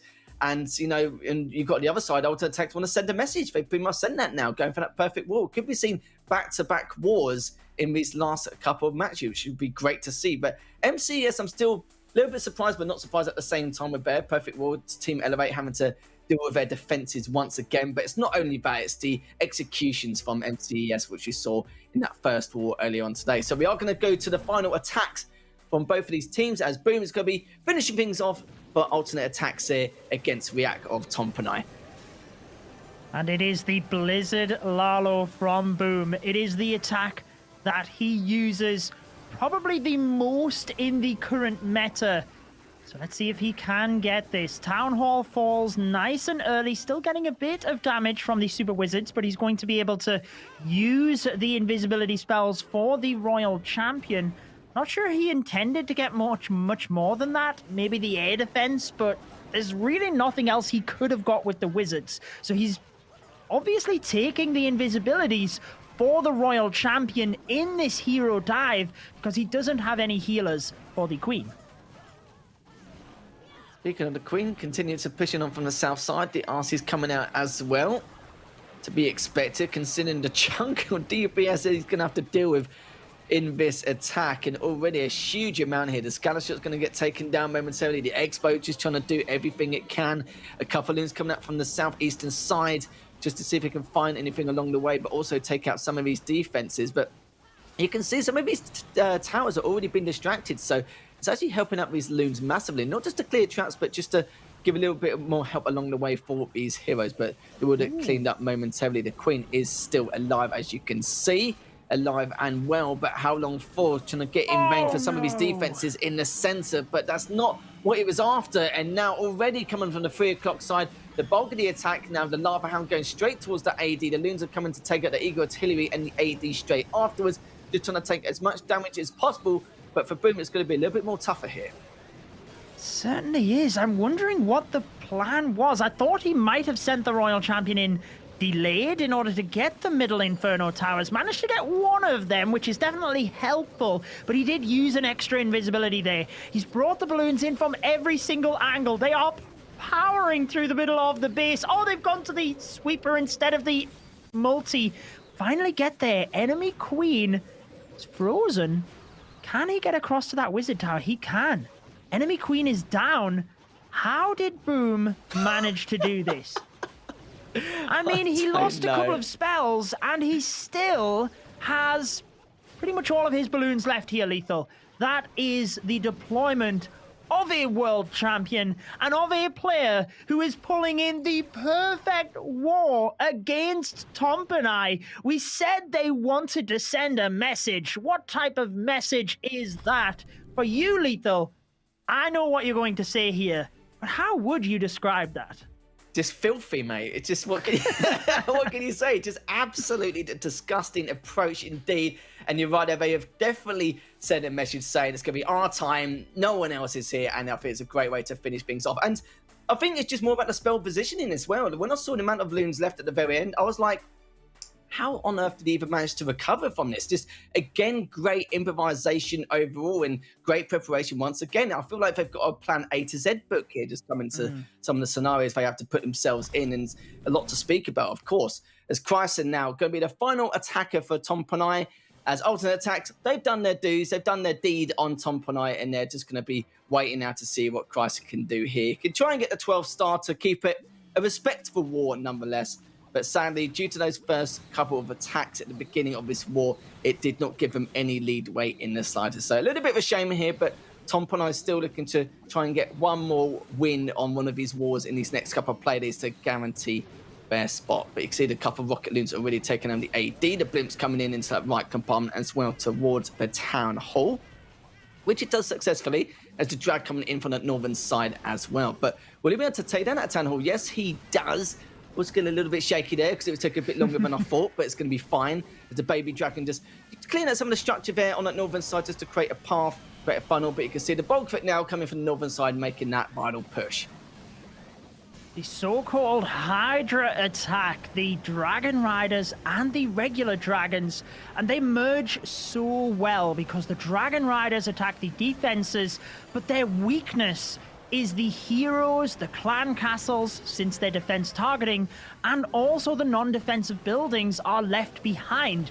Now the dragons, they deal with all of that, so you can see they are swooping through the base in one synchronized fashion. We've got the heroes to the left forcing the dragons into the center. Now we even have the royal champion from the right-hand side of the base, Lethal, looking very good here as long as he can concentrate his fire to the 6 o'clock area. But I think he's got more than enough dragons alongside the hero abilities and even a couple of spells left over to pick this one up and hopefully pull in the 3-star right at the end for Tompinai. Yeah, he's going to be okay so far. The RC still got a decent amount of HP to work with as well. On top of that, just taking down some of the remaining defenses here, including that Expo. Do you know what? He didn't even need to use that spell in the end because the RC's got so much HP. Oh, actually, it's a little bit weaker than I thought, but it doesn't matter. It doesn't change the fact that look at the amount of time he's got left. Nowhere near going to be a time fail. Just going to be on cleanup duty, and Chrysler is going to keep it respectable in terms of the war count, in terms of the stars, and Chrysler's going to not do a bad job indeed in this final attack. So, like Wally said, you can't do much against a perfect war unless a better time, but they couldn't even catch up or keep up in that retrospect from the very beginning. A very shaky start indeed. Hopefully this isn't something which could be a few ingredients of what's to come in the future, but we're sure they'll be a lot more prepared coming in for next week's ESL Challenge Finals if they make it that far. So that is going to be alternate attacks versus Tompinai done and dusted. Alternate attacks with the perfect war and the second perfect war of the day. Going on the way they mean to continue. Tompinai did spin things around towards the end of the war there. 2 100% 3 stars and the 99. I think that will put them in very good positioning for their matchup against Reported later on today. Hopefully they can get the victory and qualify, but we have another match waiting in the wings before then, right after this break.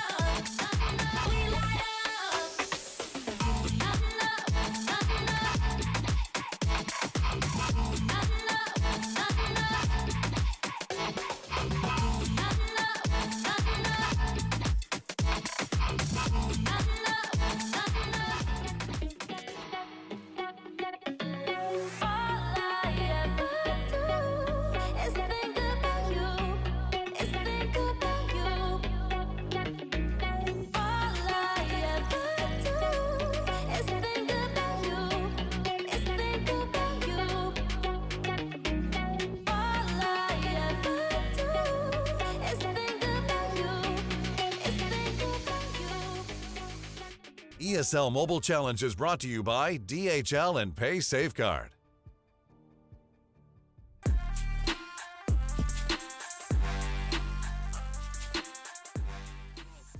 Welcome back to the ESL Mobile Challenge. I am Judo Sloth, joined by Lady B, and what another incredible war we have on our hands here.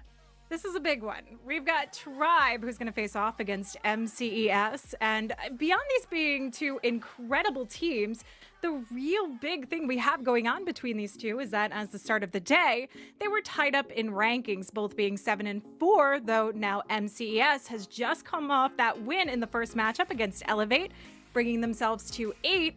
And actually tying themselves up against Tompinai since ATN were able to take them down. So they've kind of secured their position here, and that leaves Tribe with a tough spot to be in. They want to try and get this win and just not allow any openings for teams like Penta and Reported Gaming to slip through. Yeah, I mean, MCES, they're virtually there. I think one more win is all they would need. And even with 8 wins, they could lose their next 2 matches and still go through. However, they definitely don't want to bring it down to chance. MCES are playing alternate in their final matchup tomorrow. So this could be a must-win game for them because Tribe still have 2 other games, and they are going up against Penta and Reported, which, whilst they are lower down in the table, might sound easier. Penta and Reported will be fighting for their qualification, so arguably that is even more difficult. Yeah, it's going to leave them in a tough spot for sure. So we have Maxi kicking it off, coming through with what he knows best, and that is the Queen Charge Drag Rider. He is definitely one of those players that is bringing the rates up for last week for sure. Yeah, definitely. We've seen just how impressive he is at breaking down the base and having every single little detail calculated. The first Coco Loon did indeed find that seeking air mine to protect the healer. And look at this, turning buildings invisible. But what was that invisibility for, actually? Yeah, he hasn't set a wall break in place to get the Queen access, so I'm not quite so sure. I would have thought it would have been to get the Queen working inside towards the Eagle compartment. Does get the wall break down and is actually going to path the Queen to this multi-targeting Inferno likely, though. Let's see the positioning of the wall break. A lot of healers. The healers are getting picked off from the air defense.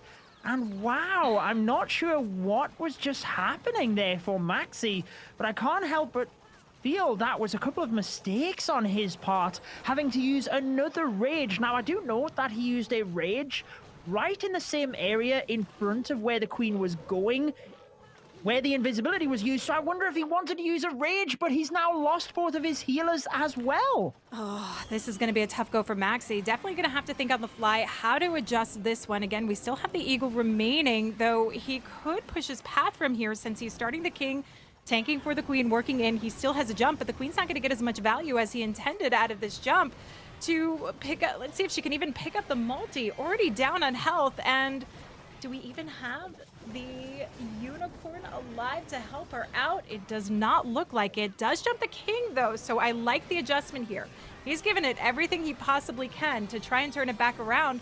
But let's talk about this approach, because he's starting the Dragon Rider up at the top side of the base. Is this to help funnel? Or is this where he's going to come in with his push leading to the Town Hall? It means he's going to have to force through the center of the base, trying to avoid the Town Hall and still get through that Eagle, which is going to continuously fire away. Yeah, I think he wanted the Queen in the beginning to walk to the right and go to the Town Hall, actually, so he's had to flip everything here. He will indeed get the Town Hall down, but obviously Dragon Rider's not going to the center. I'd have to relook, but I don't think he set up the funnel massively for the Queen to walk in that direction, but I'm pretty confident he wanted the Queen to walk around to the right and break her into the Town Hall, and that's why the invisibility was used. It's meant the Dragon Riders have almost had to be used on this side for the security of the Town Hall, and much like we'd just seen in the war with Tompinai and ATN, it's not the percentage we expected for the opening attack. It definitely isn't, and this kind of a start to the war can quickly give MCS a lot of steam to capitalize off of, giving them more security up in the rankings, but also forcing Tribe a little bit further down. I'm wondering if they're starting to feel a little bit of the pressure. It could be getting in their heads at this point, though. You know, Maxi isn't a player that typically crumbles under pressure. We do see him coming in when it matters. Let's see if they can turn this back around. Just like one solid defense could be enough. That could give them what they need. Though an 80% is, you know, it's a bit tough when you're in that spot, because typically you're seeing these teams hit around 88 and higher, closer into that 90% mark. Yeah, particularly with MCES coming out from the perfect, and the fact that if they get this win over Tribe, they have, well, guaranteed their spot, I would say, into the finals. Tribe certainly, like we said, have 2 matches, but they also want to try and get this matchup, if nothing else, to try and knock MCES down and put a bit of pressure on so they don't qualify. Synfade often uses the Skelly Donut, and I can't believe how successfully he has done it in that area, getting all of the value he wanted, the Clan Castle and the Scatter, across 2 different compartments. And he not only uses this combination, but he often, as we saw in the first matchup, uses the Zapquake with it, which leaves him with nothing for the Lalo part. No spells allowed, which relies heavily on what remains on this base, and the Warden value has to pick up quite a bit. Noticing that we have the Eagle and the Scattershot within close proximity, and also that Royal Champion there that he can clip the Headhunters, get them through from that startup point. It will give him what he needs just for that Warden to do a lot of work, but he also has to rely heavily on the heroes as well to pick up this value, taking down the Town Hall compartment.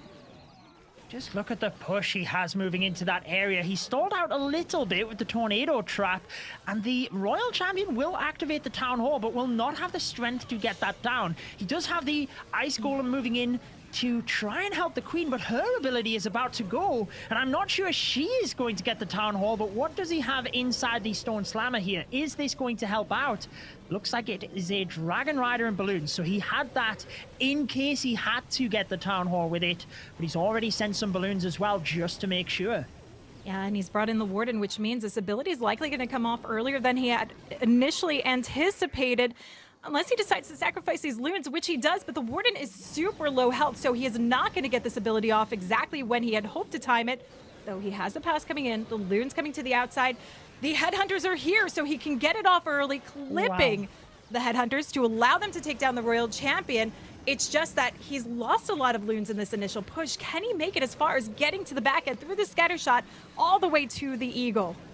Like you said, he's got no spells to help them through either. No haste to speed them up, no freeze for the defenses. Balloons in the middle going down fast, and the Electro Owl did not get the multi-target Inferno. That really I mean, there's a lot of things missed there, but there's no chance to get through to the middle, even if he'd have got down the multi or the scatter shot and the eagle. A nice try. I always admire the creativity from Synfade and the risks that he takes. But this is ultimately what happens. Sometimes it is just not going to pay off for you. It does mean for Tribe, though, it is a lifeline that they might not have expected following that 80% attack. Yeah, it's exactly pretty much how we said it. You know, that 80% was a bit rough for them. They needed to see an opening, but the problem is that if you're hitting below 88% and this being an 89%, that's where you're going to see the biggest issue, because that went all sorts of wrong. Unfortunately, not getting the town hall down, beautiful adjustment to get it through, but look at what he was able to turn it around to. An 89% after that happened is a huge push for a team to be able to recover. And that's what you're going up against. Well, you will take the lead however you get it, whether it's percentage, whether it's stars. MCES are ultimately in the lead. If both teams were to 3-star from here on out, MCES obviously win, but Tribe will pretty much be relying on a defense. And even if they get a 2-star themselves, if they can catch up that percentage, it is all that is required. So still anybody's game. These teams in 3rd and 4th within the rankings. So both just about ready to qualify, but not there yet. Yeah, I think Tribe's probably breathing a little bit of a sigh of relief after seeing that perfect war from MCS, knowing that they were able to hold back Synfade, which is definitely a huge accomplishment, and just likely waiting to see if they can do a little bit more in this one. But Nebrox first needs to come in with the triple, start applying some pressure and get themselves back in this one, coming through with the Hydra, as you pointed out, the newly named Hydra that is official. As of the last World Championships, the COC Esports Twitter page had announced that. So we do have the Blizzard coming in to help pick off the Town Hall, section off the pathing here, and that's eliminating a big, nasty value that you don't want to worry about your dragons pathing through. And this is going to give more opportunity for the heroes now to work a little bit further down the outside edge and picking up some good value. Nice to get the Town Hall down. I feel the last invisibility spell didn't really offer him much. Maybe that could have been saved, but you will take the value that you expected. You'll take the Town Hall going down, and now he's just trying to patiently take down the Clan Castle troops. Headhunter removed. That's always a nice addition once the Queen is not getting blasted by that. And here comes the dragons from the left-hand side using the skeleton spell to try and tank initially for this entire area. A beautiful path here coming in from the dragons. Queen still alive, working on the outside edges. The king does the tanking here, just making that push into the center of the base. And we still have the royal champion who can come through, re-navigate the pathing, help flank this, push it back along as we see the dragons actually cutting and splitting around the multi-targeting Inferno, which isn't ideal because it's giving that multi some opportunity to start burning away at the dragons as they're focused on some of the other outlying structures. They've just pathed everywhere, haven't they? Which is not what you need. Can this dragon in the middle get the multi? It's not going to. Now, the freeze does indeed help the Dragon Riders getting this scatter shot. He's still got a good spread, and he's got the Queen ability, the Royal Champion ability, and a freeze spell. But where does he choose to use it? On the enemy Queen for the Dragon Rider to get through. I can't even speak right now, Lady B. There's so much going on right here. I don't know how Nebrox is keeping on top of this, but the rocket balloon in for the multi, and it's going to get that down, which could just be the savior. Wow, the real champ coming in right there. That got the multi in the center down, which I would have worried about this dragon. The Queen obviously not able to really reach it unless she was to be through walls, which would have taken her forever and a day. Honestly, I'm not sure how much health that dragon had left to try and do it, but it would have been mighty close. Absolutely OP coming in there. I don't know how he held it together at the end. There were just troops everywhere holding on to the spells, and he timed them all brilliantly, I would think. I couldn't keep up commentating, never mind actually attacking. That shows the power of a rocket balloon for the back end of the base, though. You can really ping it to wherever you want. There was actually a seeking air mine, but it obviously just could not keep up with the speed of the rocket balloon. Yeah, those are nice back pocket items, similar to the invisibility spell. That's the one troop that we can actually see often coming in to help you get out of those tough situations that you can wind up in on the back end of your raids. Now, Romeo coming in with the Zap Drag. We've seen some beautiful Lalos coming in from him, including already today, but switching it up a bit, we can already see how he's shaping up the pathing here. The Zapquake making that connection there, opening up the Eagle compartment for the King and Queen to work through. Now, he has a tank of this Ice Golem here. That's because we've got a lot of damage coming in. So these players are really looking at ensuring they can get the full value down, knowing that these ground bows are going to quickly pick away, especially if we have defending heroes like the Barbarian King and the Archer Queen that are defending their podium there. Absolutely. And just notice that Royal Champion on the left-hand side is kind of getting caught up on the Tesla farm a little bit, but since he took all of that down with the lightning spells, it's not really going to cause him much of an issue. And he is pushing towards that multi-target Inferno, but the enemy Queen stuck on the Royal Champion, and I'm not sure he's actually going to reach that with his push. I'm not sure he even wanted to, actually, now that I'm looking at it. I don't know. I suspect he wanted to get that single targeting Inferno down, and that did hang this up quite a bit because we see the pathing for the Dragons working through. They will have to contend with that on the back end of the base, but we'll see if he holds on to a freeze. That's the biggest worry for any of these high hit point defenses is those single targeting Infernos. The pathing is beautiful leading into the core with the push of the blimp to take down the town hall, forcing the Dragons through. No chance of them bypassing along. Drops of poison, but the headhunters are still alive. Will the Electro Owl actually knock it out before it makes it to the Warden? Yes, it will. And the Dragons come in with the assist there as well.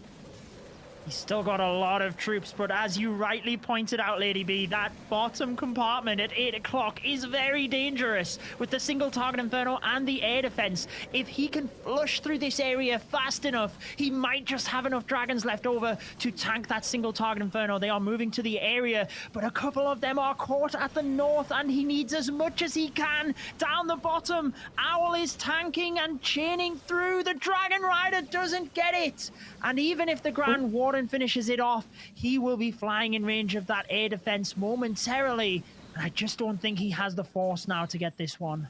With 31 seconds left to go, no matter how healthy these Dragons are at the top, with the passage cleared out, it would not even be enough time to finish the job here. A really nice attempt, but unfortunate, because this is where you see how critical pathing is, getting that full value of your funnels with many of these strategies. This one in particular, things like single targeting Infernos, again, can really roast through. And you can see it's not just that, but those traps, hidden traps that come up and surprise you to start, just tearing away at what you have remaining. A bit unfortunate for Romeo, but I'm sure Tribe is very happy to again see another defense here and trying to find their way through, because a win is kind of needed at this point. Absolutely. A flip in who is in the lead now, Tribe, and looking at the bigger picture, this would, if they continue to close out the war, move both teams 8 and 4. That means that Penta still only 2 matches away from them, but Penta only have 2 matches, and Reported have 3 away, and they only have 3 matches. So it would mean that moving through to the rest of the matches, Penta and Reported would have to go flawless to catch any of them up. And so let's see how Kai continues forward, knowing that they have the 1-star lead here. And Kai Knowledge is actually one of the players that we often see coming in with the final attack. So interesting that they've actually swapped around the position of their players and the timing. Sends in that Zapquake, starts clearing out. The passage for the blimp to sail through does have to contend with the CC troops, but he gets that for full lure, and the sneaky goblins will be able to ideally, I say ideally because I don't want to jinx it, secure taking down the town hall there. Yeah, we did see that one occasion last week, didn't we, where there was one little bit of health. That's why I always hold my breath with the sneaky goblins. But Knowledge nicely taking out that area. Now just taking down the clan castle troops at the 6 o'clock part of the base. and trying to pick off any of the defenses on the outside that he can in order to assure that whilst he doesn't have Dragon Riders, the dragons themselves are not caught to the outside of the base. He can just push them into the middle. Looks like he's also diving his king and queen across to the left-hand side so he can push the dragons in towards the multi. Yeah, nice easy opening. Again, we get to see the use of the Ice Golem to ensure that with all this heavy hitting damage, including the scatter shot and that Warden Tower, he can get as much value out of it as possible. But the dragons are already on the approach. Let's see if they make their way into the center. They need that continuous path because once they hit the multi, they can force their way through, taking on the Eagle quickly. And again, it's those beams. When they get distracted, if they're on the outskirts, it gives the multi opportunity to start picking away at the dragons, but that is not the case here. Couple sneak in there, take that on, and he is on a beautiful course coming through, especially with the Royal Champ sneaking across the backside of the space.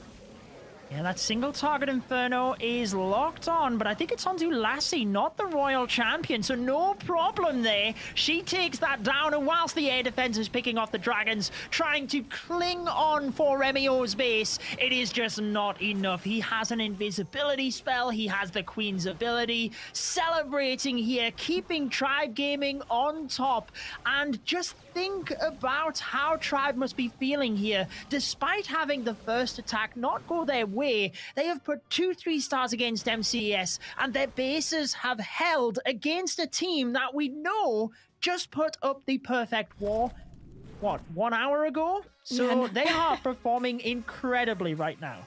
Yeah, they are not backing down. And, you know, this shows the confidence of Tribe, the base building that they're doing, and not letting a couple of missteps really get to them and knock them out of it. That's one of the harder things in this game, is to get back on the horse, and after one error, one small thing going wrong, know that you can just rely on your defenses, turn the game back around. You just have to keep your head in it, and that's one of the things that Tribe really excels at. Well, they are hoping for that defense now, because this will put them well in the lead, moving to the final few attacks. And again, I just can't get my head away from the overall leaderboard here. We are so close to having teams finalized and knowing who is going to be competing in the finals, but nobody can take any of this for granted, because there is still such caliber within the event, and still the teams that can qualify hungry for their victories. And if we see the top 4 currently, we are in for a massive treat, considering the perfect wars we've seen coming out of these teams. Though, even if we were to switch up, we have seen perfect wars coming out from Repotted Gaming. Yeah, so we've got the Zapquake, but yeah, we've got 10 lightning spells coming in, looking like he wants to obliterate the core and the surrounding regions. Takes out 2 of the 3 Infernos, clearing out a beautiful path here. And this is easy connection, getting into the town hall compartment, working along and allowing what the heroes can do to actually clean this up from the opposite side. You can see the pathing that this is shaping up for the Queen charge is going to push her up towards a scattershot compartment. And there's virtually nothing really that is making this path too wide for the drag riders. Incredible. That rocket balloon as well took out a bunch of the Seeking Air Mine, but look at the Queen. Ability does go off, and there's nothing he can do here, really. He only had the 1 poison for the super minions, and it does mean the ability is used. He had to use the rage to keep the Queen alive. Would have liked to have had that ability, but it's not the end of the world. She is still up, with the King now pushing in, and as long as he can get the value on this left-hand side, he's just hoping that the Dragon Riders can flush through the right. The King actually taking the lead is huge here. The Queen no longer has any rages because of the investment in that Zapquake opener. So the Queen really needs to try and hang on. The King is allowing this so far, but she's not going to be able to go much further with this mini Tesla farm actually cropping up, and the Eagle continuously firing away, though he does drop the drag riders, tries to get this moving along quickly, and she comes back. She regenerates very fast to allow some additional cleanup work. quickly got the Royal Champion in there to try and alleviate some of the damage from the Queen. I wondered whether he did that on the fly and was still going to just push the Dragon Riders in further around. But look at this. He's actually caught the Queen and the healers with the Warden ability, and it's meant that the healers have switched to the Royal Champion. What a play, or a couple of the healers have anyway, and it means hopefully he can move through to the back end of the base. But the one thing I am worried about, Lady B, is time here. The Queen has to get down into that 6 o'clock area and start taking down some of the buildings over there if he's going to get this. Yeah, let's see how this plays out, because we do have that ground bow. We have the Warden Tower to worry about. Royal Champion still in the core, not quite knocked out yet. The Electro Owl is trying. Royal Champion coming through, trying to take out the Royal Champion and the scatter shot here, but the Queen does not survive due to all that damage coming in at her. And this is quite a hefty task for the Royal Champion, who clearly cannot handle the heat coming in. This is relentless defense coming in from Tribe Gaming today. I think you have to give credit to MCES. Some of their plans in this war have been spectacular, and I would have loved to have seen that one play out. Look at the owl there, just trying to revenge the heroes. Not going to happen. 93%. Tribe now in the lead by 2 stars with only 2 attacks to go. It's looking very good for them at this stage. Yeah, I mean, you know, we see these players. We saw it with Maxi. We even get to see it here with MCES. Things go wrong. The best you can do is try and quickly adjust your plans, work things along, and unfortunately, it's not guaranteed that it's going to work all the time. It was a superb job at trying to adjust that, but, you know, clearly this defense is just dominating for Tribe Gaming today, which I'm very impressed by, considering we did just see MCS coming off a 15-star war. Absolutely, and I feel the Clan Castle choice obviously going in Tribe's favor there. A different Clan Castle CC combination. Maybe that Queen's ability is not used. Might have been a different story, but honestly, the Queen kind of stalled up a little bit anyway, didn't she? So let's not dwell on it too much for MCES. We already have the next attack from Tribe moving in. The Blizzard having an early stab into this lower compartment, looking very good so far. Just need to get the... Oh, I thought it was the enemy Queen, but it's actually the King, so it's not as vital. Always nice to take him down, but he's not going to invest any other spells to that, obviously. No, he can leave that to the end. He's taken some damage, which even if he does pose a little bit of a problem taking down, he's already mostly down on health, which will make it easier and less of an issue for Time Fail. Gets that wall break in the second compartment, and look at the beautiful value within this open chamber. I mean, with the tank of the Ice Golems, with the King, the Queen, though he still has this Ice Golem left over here. Queen's a little bit hung up. He's used the balloons. That's good. I was worried. Yeah, she does come back around, so he is going to be fine on that. And the Royal Champ, of course, to help secure pushing that Queen into the Town Hall. He desperately needed that, because if the Queen hadn't have moved in, it could have been a whole different story. So good use of the balloons and the Royal Champion to force her in. He is going to have the Queen's ability for that Town Hall. And like you said, this is one fantastic opener. He's actually used the invisibility to save onto the hero abilities, try and get even more value. Another invisibility for the Royal Champion. Still decides to send in the Lalo from that area and try to protect this Royal Champion a little bit. The multi-target Inferno in the center is a little bit troublesome, but he's still got the Warden ability, obviously, with the Town Hall going down, and a lot of spells he can use to support this. Yeah, I'm curious to see where he uses this Warden ability. Not a lot to worry about, though. He does have the defending AQ. The Headhunters need to be clipped in there to help take her down. So ideally, the Warden ability used a little bit earlier in this raid. Freezes and Haste are going to have to be the job to hold off the multi. But hold up, because we've got this Drag Rider coming in from the 10 o'clock side to pick off the multi, and it is zero concern. Wow. I did not even see that in the army composition. Exorcist had this in the bag all day long. Lava Loon around the outside. Just clear everything. There is no traps. Now the Dragon Rider can move in.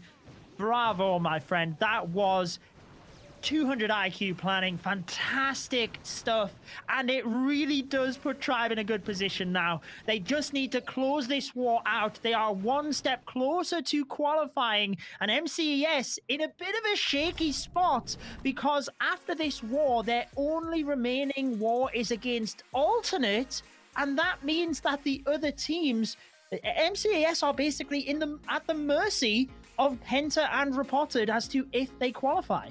Yeah, it puts him in a tough spot. I'm also taking some notes about bringing in that Dragon Rider for those those center multi-targeting Infernos. I love that play. Very, very smart move there.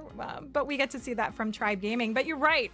MCS going to be in a tough spot with this win from Tribe, depending on what we see from Penta and from Reported Gaming. And, they do have the opportunity to swing things around quite a bit. Yeah, well, I mean, I guess if Tribe beat MCES here, MCES will be hoping that they at least do them a favor and beat Penta and Reported, because that is Tribe's other two matches.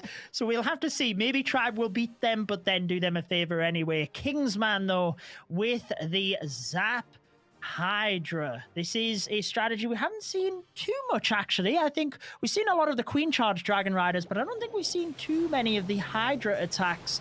So let's see what Kingsman has in store. Lightning spells around the Town Hall just to free open that area, and looks like he's going to have an early stab with the dragons.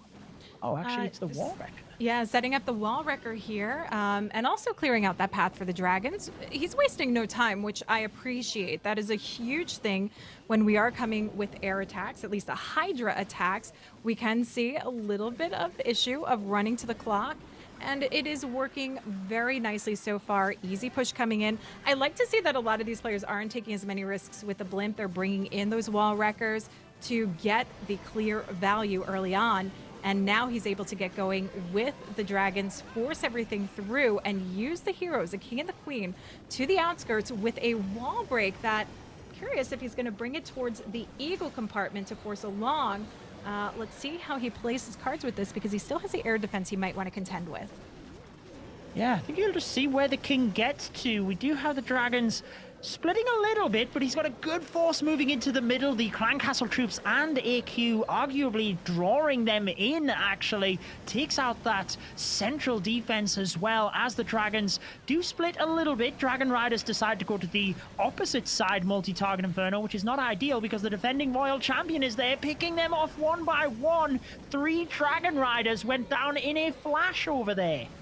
But he still has the power of the dragons behind him. King working into the eagle compartment. Queen has burned through her ability, but if the damage stays off her, she can work back through, help pick this off. The Royal Champion here with a big task. Has to get that multi down, reach over those walls, has the invisibility spell, and even has a freeze to keep this going, keep her alive. Drops that invisibility spell in a perfect spot that allows her to safely get past 2 defenses. Final freeze coming in, and it's coming down to the wire. Both of those spells could not have been placed any better. The invisibility was a tile perfect to protect her through the cannon and the multi, then freezing both defenses. Kingsman could not have done anything else, and you know what? I think the perfect spell placement might do it. As long as the queen can loop around and get across to the defending clan castle with 30 seconds, it does look good here. But let's not call anything too quickly. Walk around, take the opening in the wall. She does, which is exactly what you need to see from your queen. It's not always guaranteed, but this time around she does it. Will be able to reach over those walls, take down the CC, and with that, Kingsman can get in a 3-star this war. Exactly what MCES needed. Tribe Gaming still have this war in their own hands, but at least with MCES, they can move forward, getting that first 3-star on the board, picking their confidence up. Remember, their final matchup is going to be with alternate attacks. Tomorrow, I believe that matchup is. So we will have to hope that MCES can finish this one strong and put on a great show, as we know they can in that final matchup. Yeah, I think I'm definitely looking forward to that match. MCES versus ATN, always a good one to look forward to. But, this is another amazing matchup. Tribe MCES, I think if you would have taken a poll, it would have been relatively close, though for the most part, I think it would have inched over to MCES considering how dominating they've been offensively and defensively. Just seems Tribe has found their weakness somehow and able to really come in strong in a match that gives them more security for the wrap-up of this week. Yeah, and I feel that whilst both teams are kind of level, shall we say, MCES beat Tribe in the first matchup, Tribe beating them on this one. They were level prior to MCES's win earlier on, which made them 8-4. But Tribe started this challenge incredibly well. They had a bunch of victories. MCES actually lost a bunch of matches, and then they've both kind of swapped around. Tribe now taking a few defeats, moving from where they were at the top of the table, MCES climbing up, so they are incredibly tied, aren't they? But we've got Kronos looking to finish strong. Can they get the 14-star victory, which would be huge over MCES? It definitely would. Now we have the King taking on the multi-compartment, shaping up the path here for the Queen. We are sending the blimp through into the town hall, but I would ideally like to see the Eagle get taken down. Queen's actually going to make her way to the multi, which means we can start the drag riders coming in, though I'm not sure if he's going to work it from the top side of the base. The way the pathing is going, I would think he'd come in from the Eagle compartment. That would be my guess. Yeah, but then that means he has to hold that warden ability to get the headhunters through into the Scattershot Royal Champ compartment, and a bit of a long line drive there. Yeah, I mean, it is going to be difficult, but I can't see any other logical way of doing this. Like you said, he's already got the pathing for the Eagle, just waiting. There is the jump spell, right as I say that, for the Queen to get to the Town Hall. Once he knows that is down, then he can start with the deployment of the Dragon Riders, and it is indeed from that right-hand side. Like you said, we'll just have to hold on to the Warden ability a little bit and hope the Headhunters get through. Meanwhile, using the invisibility perfectly for the Queen to protect the healers as well. Very nice indeed. And we do have the drag riders working along, minions clumped along the outskirts, but that's going to keep the cleanup moving forward. Royal Champ is actually corralling them back in towards the center of the base. Warden ability is timed slightly early, and the headhunters did they even get in there? Were they? No, they didn't. But the Royal Champ goes. Did she go down? She goes down. She did. Quickly. The Royal Champ actually came in, helped take on the defending RC. And that worked lovely for this, especially with the Queen, who's just hanging on by a thread to help with cleanup. Yeah, I think he took more than enough headhunters, knowing, like you said, that the Royal Champion was in that area. I think he had 4 headhunters, sent 2 of them in for the King, delayed the deployment of 2 of them for the defending Royal Champion. And just look at this finish from Tribe Gaming. Dragon Riders left up all over the board, plenty of cleanup, and despite one mishap, they have shown that they are strong at this stage, getting a convincing victory, holding MCES back again and again. And this is what you want to see for the end of the challenge, moving towards the finals. Tribe Gaming now so close. One more victory would qualify them to the finals with the 14-star win over MCES. I am super impressed with Tribe Gaming. Yeah, I mean, we saw beautiful Perfect Wars coming in today. This 14-star war also right up there and on par, particularly because of the defense that came in with it as well. It's, you know, these matches, I feel like we often see either just all offense or all defense. We don't often get to see a team coming in holding both of these in conjunction, which Tribe Gaming has been able to do. They are definitely starting to flex at the end where they've needed to. And as you mentioned, they were doing it at the beginning, so they are coming back around to this when they really need to. Now, Ariam looking to finish off for the day. Of course, no way to turn this war back around for them, but you got to keep that confidence going. You have to finish off strong so you know when you go into your next matches that it's not going to fall apart, though. I don't think MCS would have a problem with that. I don't think so, but check this out. Regular wall breakers. I can't remember the last time I've seen regular wall breakers in the challenge. I can't remember the last time I've seen anyone use them, but Arium using the sneaky goblins and the rocket balloons. Thankfully, he's only breaking the outside compartment, so really doesn't need those super wall breakers, as he is going to aim to jump the queen. Where is he actually going to jump her here? Does he open all the compartments, or does he concentrate her fire? Let's find out, as the king is already on that right-hand side, and he might decide to use the RC to reinforce over there.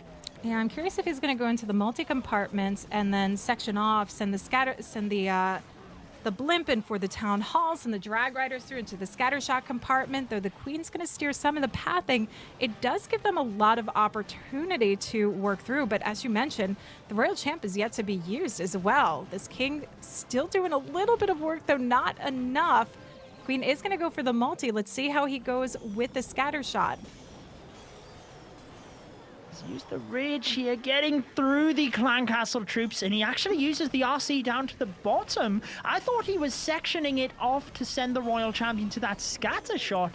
Decides not to. We do have the dragon riders moving down from the bottom of the base. A nice invisibility spell protects both the queen and the healers. There is the battle blimp you talked about, hoping to just have enough force towards that back end scatter, or maybe try and force the queen up there. But either way, still has the battle blimp moving through, and it looks like whilst there's a bunch of seeking air mines, it will get to the town hall. Decides to freeze it actually as the royal champion is moving through. As long as the dragon riders can steer away from the giga poison, he's probably looking okay. This royal champ's got a ton of value for Arium, but this is exactly what he didn't want to see. The dragon riders working their way through, but he did reserve a rage that gets the queen healthy, full, ready to go, take down the scatter shot and come in for that much needed reinforcement, as the drag riders really have dwindled down. Ooh, but he has done a beautiful job keeping that queen alive, hasn't he? The air defense is still there. Does he have enough time? Is that what you were about to say? Yeah. I think we both looked at the clock together yet again. We did the same thing last week. Oh, so it's all about the storages. Queen's landlocked. Warden is actually going on his Warden. own for now. This is 200 IQ Warden, thinking for himself, doing the job. But 3 seconds left, and it's gonna be a 98. I would have thought it would have at least hit the 99, but oh, wow. That is a heartbreaker to land on for Arium. But a nice save with a rage for the queen there. But we do have Tribe coming in with this 14-star win. And this is keeping these two teams pretty much on the up and up, though MCES falls shortly behind because now they are 8-5 and Tribe Gaming will be 8-4. Absolutely. Tribe Gaming with a beautiful victory there. Still has a couple of matches left to go. They haven't quite qualified as of yet. We still have Penta and Reported Gaming with the opportunity of pulling back and getting into the top 4. And speaking of Penta, they are coming up right after the break.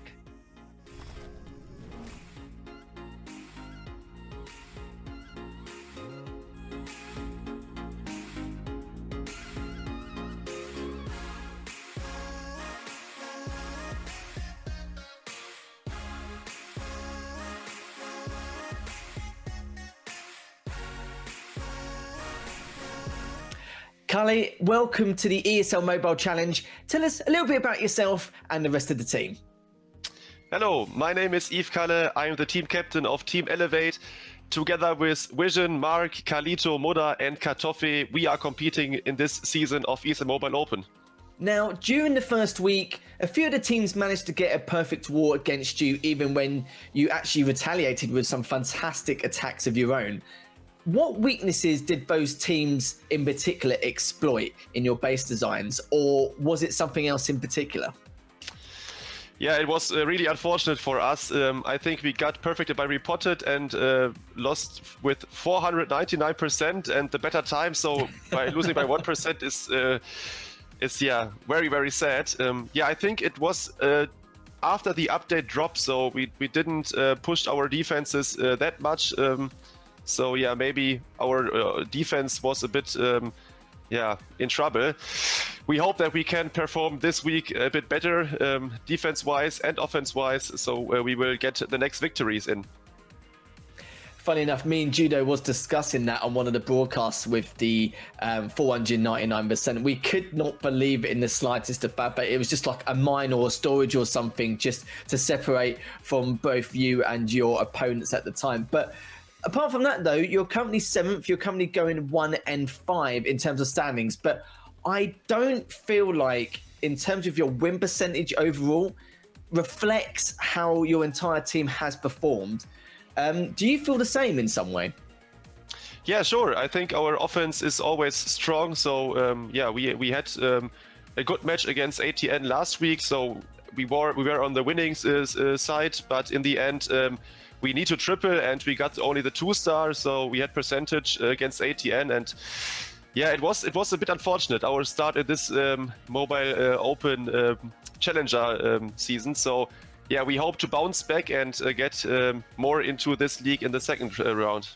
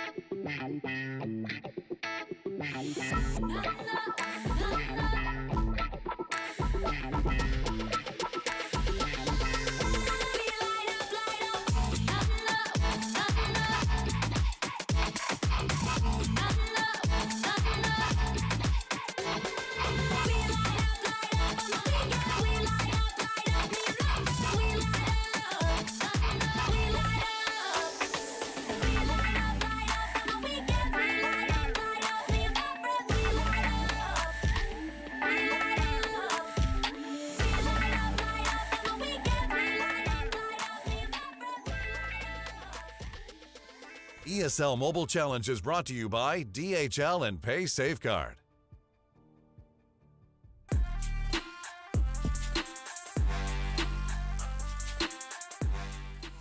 Hello, you lovely people, and welcome back to the ESL Mobile Challenges, where we've got our next matchup coming up between the likes of Penta and Team Elevate. I'm Lethal. Joined with me is Lady B, and we're going to see how things will pan out in this next war. So, talking a little bit about the standings, we've talked a little bit about their progression so far in the ESL Mobile Challenge leading up to these last couple of play days here. We had Elevate, you know, literally the worst start possible. The next few weeks, it's been, you know, some great starts overall, like, you know, leading up to the halfway mark. But they had their ups and downs. Again, it's just a fantastic attacking team overall. And Penta is a team we need to really keep a close eye on in the ESL Mobile Challenge over the next couple of days, just due to the fact that they are the ones who are directly beneath Tribe and MCES to try and create a conflict for one of those top 4 spots. And Team Elevate is going to be doing their absolute damnedest to be that blockade in a way. Yeah, they definitely are. But Penta in a really good spot, as you mentioned, because they're in number 5. They're 6-6. Elevate really, unfortunately, doesn't stand to benefit off of any of these wins. But for Penta, it would be huge. As you mentioned, they're sitting right underneath MCES and Tribe Gaming, who are both now with 8 wins. So they're just 2 behind. They have these 2 matches to go, which could be huge for them. But that's all riding if they're able to see some additional defenses coming in from those 2 teams. But at this point, Penta needs to go perfect and cross their fingers. Yeah, sadly for Penta, fate's not in their hands after their losses earlier on. And you've got to remember MCES and Tribe do have a game in hand coming into the last 2 play days.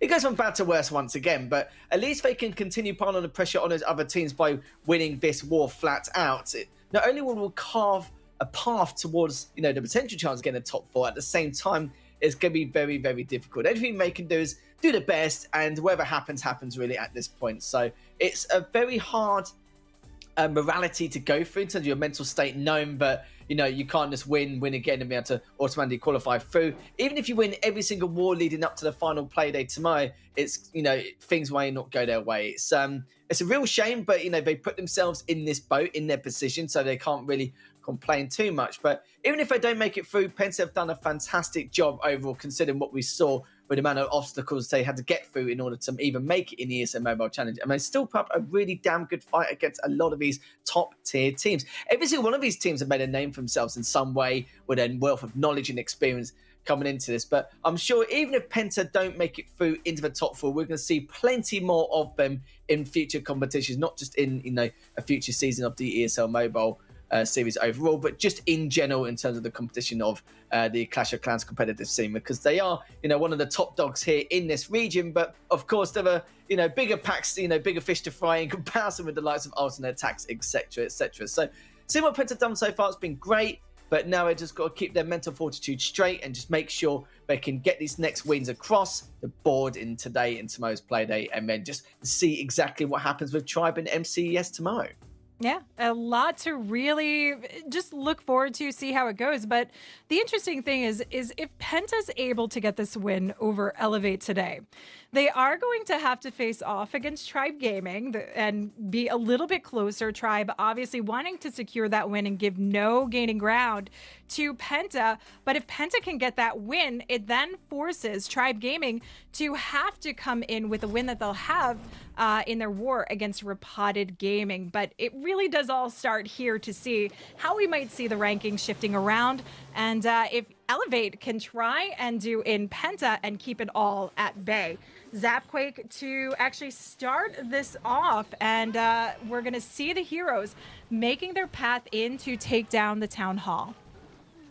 Just want to super quickly add as well, MCES are also playing alternate attacks tomorrow, so that's going to be even more of a difficult approach for them to try and secure that top 4 placement. So Penta actually may have a chance here, because there's a lot of other things to add to the equation with the stars, the wars, and their wars against each other, of course, considering their past and what the actual results were. But we'll talk about that later. We can talk about that tomorrow. That's fine, or later. At the end of the day, is the Queen just coming in now to try and create as much of a path of destruction as possible, just going into that Town Hall compartment, use that invisibility spell just to stay alive for as long as possible. Sadly for her, the storage is going to be in the way. The King Yak goes traveling down south, and the Queen does get taken down here as the King now just continuing to go south to take some of those structures. Not something you'd like to see every day here, B, but the RC is going to come in to hopefully try and make a recovery.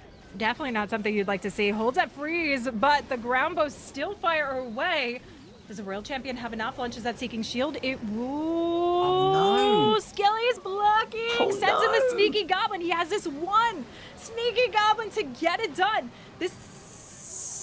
Oh, come on now! Sneaky Goblin still can't get the Town Hall down, so he has to use the Stone Slammer that he would have helped to cut the funnel with the Eagle compartment on the 3 o'clock side. Dragons have 0 navigation in this, have a much wider pathing than he initially intended for this, and it's not going to be enough of a push. Penta is going to start off with a very strong defense in a match that is very critical for them to try and win to see if they can turn back around in this war. So this is huge for them. Oh, that became very expensive. Some of the drags had to divert and go towards the town hall. The stone slammer having to be brought out. Obviously with the poison afterwards, there was so much. We had to deal with it. It was such a shame. And you saw, what was it? A few of the drags from the competition came out. The stone slammer as well. He actually took almost half HP just in order to clean up that town hall. And the RC as well on top of it. It became just way too expensive overall. Just even when you saw the stones, the RC was more than enough in order to say that, yeah, this could be a good chance it's not going to be a 3-star, because that RC is meant to help out with the bulk of the defense towards the southern or eastern side afterwards. But even had to use the stone slammer as well afterwards, and even then the drags took a huge amount of damage in the process. You can see clear as day, anyone could just tell that just was not going to work. And this is a dream start for Penta here.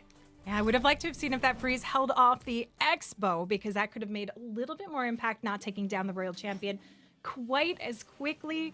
But not much that can be done about that now. They'll have to stay on their toes for the next attacks to come in.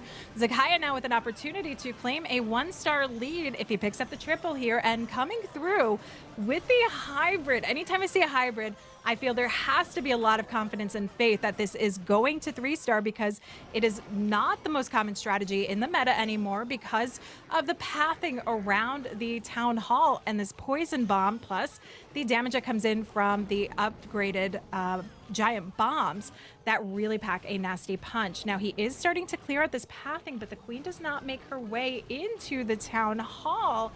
So I'm curious to see if his intention was to force the hybrid in through it, which we have seen, albeit we do wind up seeing the hybrid go through. You can rage them out quickly, you can keep them alive, and the queen's got more open pathing to lead into this multi-compartment, but he needs to start really navigating and shaping this up. But the healers are suffering quite a bit. Yeah, if he would have brought something else out to destroy that mortar in order to force that queen to funnel inwards towards the town hall. But it looks like the King Yak's going to be coming in to take that place and be able to take down this town hall. So he clearly had that as a plan of action. He's going to do his best to turn down that town hall, which he does. Very clean there, finishing off that last compartment in the northern side. And now the Hog Riders coming in, as well as the RC. RC doing a huge amount of work behind, and the Warden just trying to rejoin the rest of the pack because it's already speeding on up towards the next compartment. The Inferno Tower there trying to do as much as it can, but the RC still got a huge amount of HP, barely taking any damage, and is hitting perfectly, just continue its path of destruction once again. And see the Tesla farm, they're also trying to keep it back here, but so far so good. But Eco Artillery has actually done a huge amount to the RC, had to pop the ability early, and the scatter shot as well, just prioritizing that RC, just helping, you know, the side of Team Elevate to have a better defense along the way. Yeah, there was no way, unfortunately, of trying to re-navigate this. Once he lost out his queen, even with the pathing, there was really no way. When you don't get the queen value that you need, for hybrids, it's really difficult to try and adjust because that queen has to have specific value. Actually, I'm going to try and look at the replay on that too, because I'm curious to see if the funnel was there to get the queen into the town hall. I think that would have been more ideal, but even trying to adjust worker into the multi, that's where she suffered the damage for the healers, taking on too much fire. And ultimately died out, which forced the king in. I mean, these hybrids really are reliant in this meta. They were before, but in this meta, even more importantly, on your queen. Yeah, I think we were both a little bit puzzled about the path where the queen was taken, but I think you made a very good, valid point, as that funnel was actually created for the king, possibly just to take at that compartment instead, so the queen can just carry on going on the eastern side. And it's a shame as well for the RC. The RC could have done a huge amount more, but that wasn't really due to his funneling with the RC and how he approached that compartment. It was just a little bit of RNG there with the Eagle Artillery. It was prioritizing the RC, had the pop his ability much earlier than anticipated, and then straight afterwards, Eagle Artillery was actually cleaning up the RC straight afterwards. So it wasn't really going to help his attack by any means, and it's going to give a lifeline now to Elevate, considering the start they had in their first attack. It really is. This is not what Penta needs going into this matchup, unfortunately, but it's all about recovery. They still have the percent lead. Let's see if they can turn this back around. Muda, though, with the opportunity to get this 3-star in and put more pressure on Penta, which I think is a bigger issue, coming in with the Zap Quake. We will have shaping up of this path for the Lalo and heroes to come in to pick off this town hall.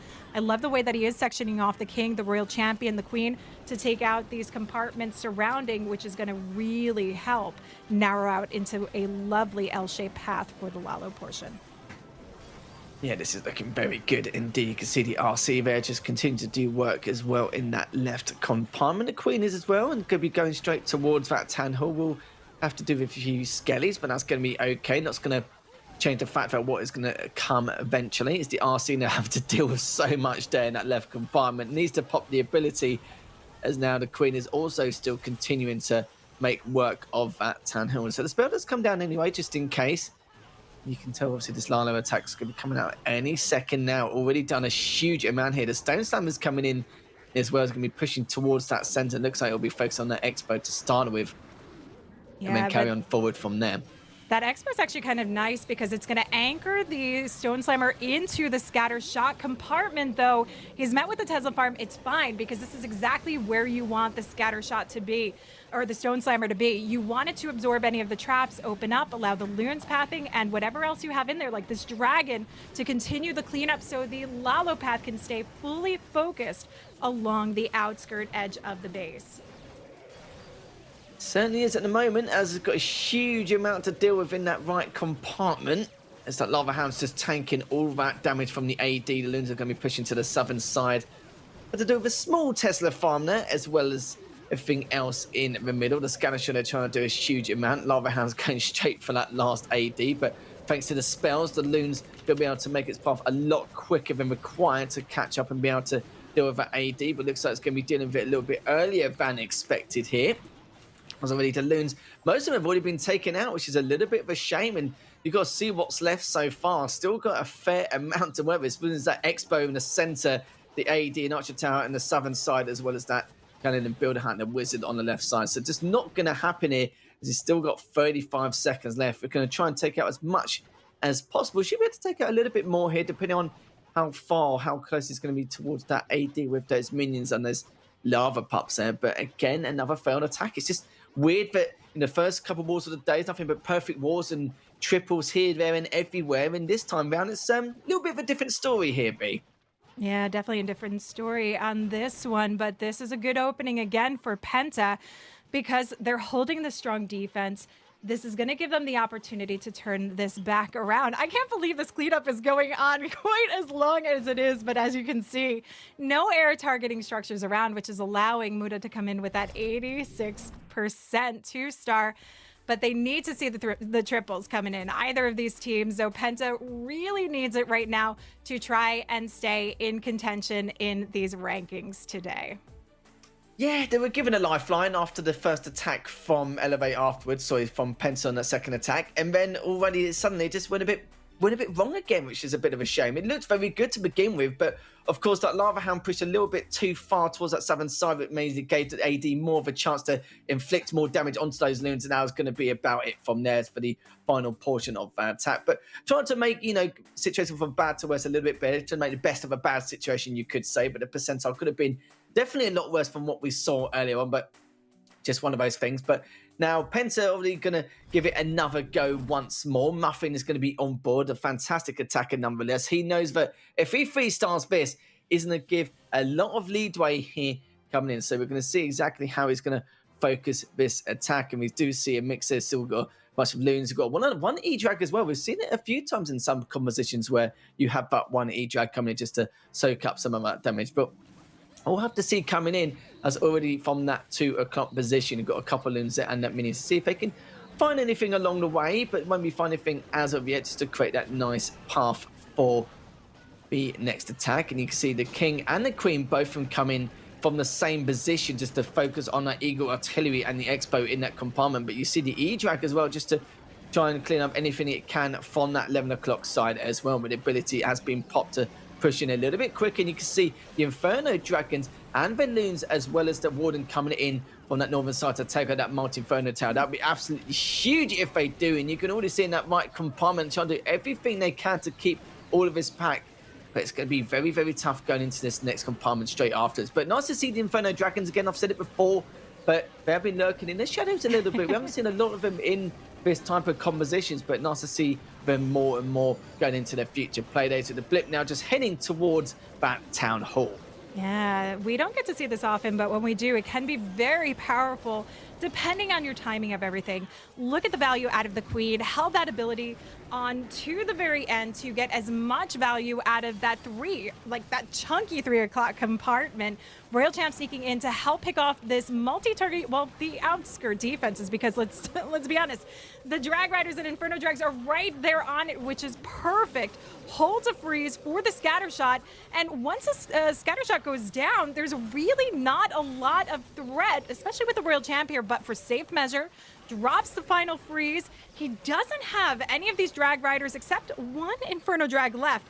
With this Royal Champion ability, he's in a reasonable position because he can help knock through with the assist of the Inferno Drag that remains, and he's doing fine on time here because the Queen survived this entire raid. Yeah, 4 minutes left to go. Queen looking very strong indeed. Has made great use of her throughout the entire course of this attack. Just the last bit and pieces left remaining. That's going to be it. Muffin will get the 3-star for Penta. The first 3-star we've seen in the last 4 attacks. It feels weird seeing that, especially in this region as well. And a great stuff for them. It was a little bit of a shaky start with Inferno Dragons coming in from that 2 o'clock side earlier on to create a bit more of an impact in that northern compartment. But it was good recovery and improvisation nonetheless. And we're just going back into the attack so far. Again, very uncharacteristic of both teams, especially Team Elevate, because we talk about how talented their attackers are. 72% on the first attack, 86% on the second. But we must say props to Penta and their base builders. They've put up some really solid defenses so far. They definitely have. To hold back Elevate like this, I think, is a huge accomplishment. Even though we see Elevate lower on the rankings, that ranking position is not showing how phenomenal of a job they have done offensively in this war. The biggest issue for them has been finding the right defenses against some of these teams to make the full connection around to help support their offense. But Penta finally finding that masterful place there for themselves in the start of this war, though we're still early in, so it could easily swap around. Penta will need to stay on their toes. Absolutely. They've dipped their toes a little bit into the 3-star criteria. Hopefully it'll get a little bit more going forward. Team Elevate are going to be up next as we're almost approaching the halfway mark in this war. And already you can see there on the right-hand side, that Loon just trying to find if there's any kind of trouble along the way. The Warden's going to be coming out, so we're going to see a lot more of a slower approach in this attack from Team Elevate. But that's going to be okay. Of course, with the Warden's going to get a little bit more range. So I'm going to try and take out the bits and pieces in that compartment. Still, they're taking out this Inferno Town, the Expo, and AD, as well as the Wizard Town is going to give a lot of leadway coming forward, and he's just trying to speed up the process ever so slightly. As you can see, a few bits have also been taken down on the southern side as well. So, slow and steady wins the race here. B is he's already taken out a fair amount in that compartment, but we're going to see what's going to happen in this next portion of the attack. Ooh, Queen's going to snipe off the AD. Needed to make sure that that goes down with the access he'll have. That ground bow, not too much of an issue. The main thing is protecting those healers. I was waiting for him to drop that freeze because I didn't want to see that Warden go down. When you're contending with those single targeting Infernos, you obviously need to be very mindful of how quickly that Inferno rages up. Now, we've got the scatter shot on the outskirts. The Blimp's going to sail through. I'm curious to see what he's going to bring in to take this out. Though we do have a P.E.K.K.A. and a Super Wizard actually backtracking around to go for it, which is going to split up the main pack. The King is the one who's working with the Queen. He should have been in the scattershot compartment, but he still offers some good tank for the Queen to actually reserve this ability. The only problem is the healers have swapped over to the Warden. This is not traditional. This is not the way Kartoffee intended, but he's been able to try and keep it moving forward exactly the way it needs to go. The only problem is Queen needs to get back around into that jump, help take out the scatter shot while she still has an ability, but unfortunately that's not going to happen. Yeah, not the best positioning in terms of being in the centre of all that crossfire there. It was literally an accident waiting to happen, just watching her approach into that centre to the next compartment. But the main thing is, though, the RC and the Warden is still alive as well as those two Peckers. And, you know, at the same time, whilst they're not taking damage, it's giving time for that one healer just to help carve a path towards that northern side, but also at the same time making sure those Peckers are healed to the best of their abilities. Still, though, 35 seconds left. The only thing I'm a little bit worried about is that scanner shot in that compartment. I'm not too sure if maybe the Warden could probably get in range of that and just be able to take it down after this. But actually, the RC is still alive. We'll get cleaned up soon. But actually, will he be able to stay alive? He uses that invisibility spell. I didn't realize he had that in his back pocket. So was a little bit worried about the scanner shot, but actually he gets cleaned up there. That's not what he wanted. The Peckers, don't get me wrong, they do a lot of DPS. They've got a lot of HP on their back, but they're very, very slow. As the Warden's now going to try and get in range of it, but it looks like he won't be able to clean it up. It's going to be 97, 98%.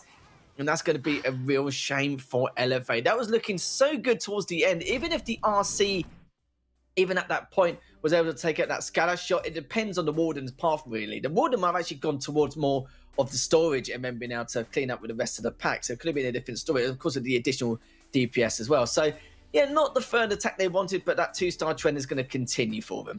Yeah, it was a nice point out of the minion at that north side because that did keep the pathing moving down, also help pick up a structure. But, Kartoffee did everything he possibly could to try and turn that one back around, reserve the invisibility, but there was like no damage onto that scatter shot, which didn't allow his Royal Champion to get enough. And that's the unfortunate thing with your Warden. You're at the mercy of his target, and he's typically going to go with the main pack, though I can't remember which attack it was.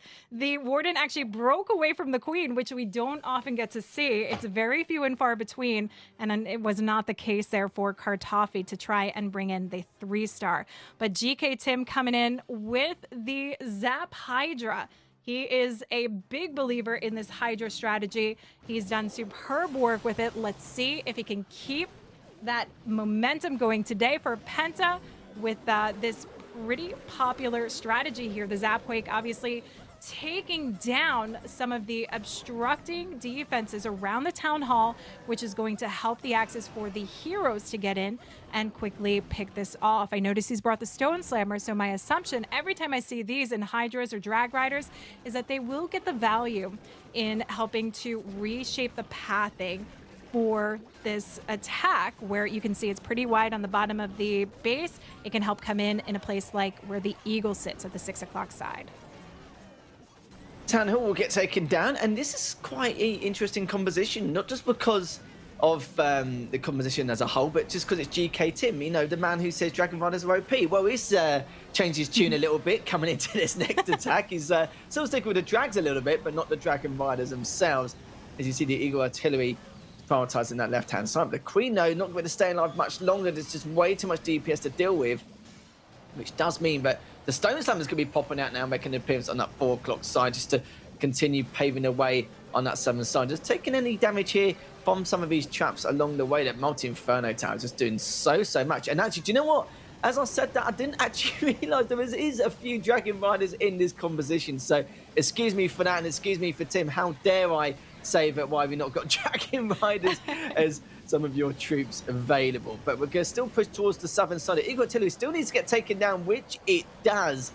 And that's going to be the bulk of that attack, looking very, very good. But look, you can see so far on that western side, still got the scanner shot, the X-Boat there as well, and some of a few bits and pieces in between. The RC there does make an appearance to try and take out as much as it can before it get cleaned up. I don't think it's used its ability yet. No, it has not. Just popped it just then, and it's looking very, very strong. And look at this, though, as well, B.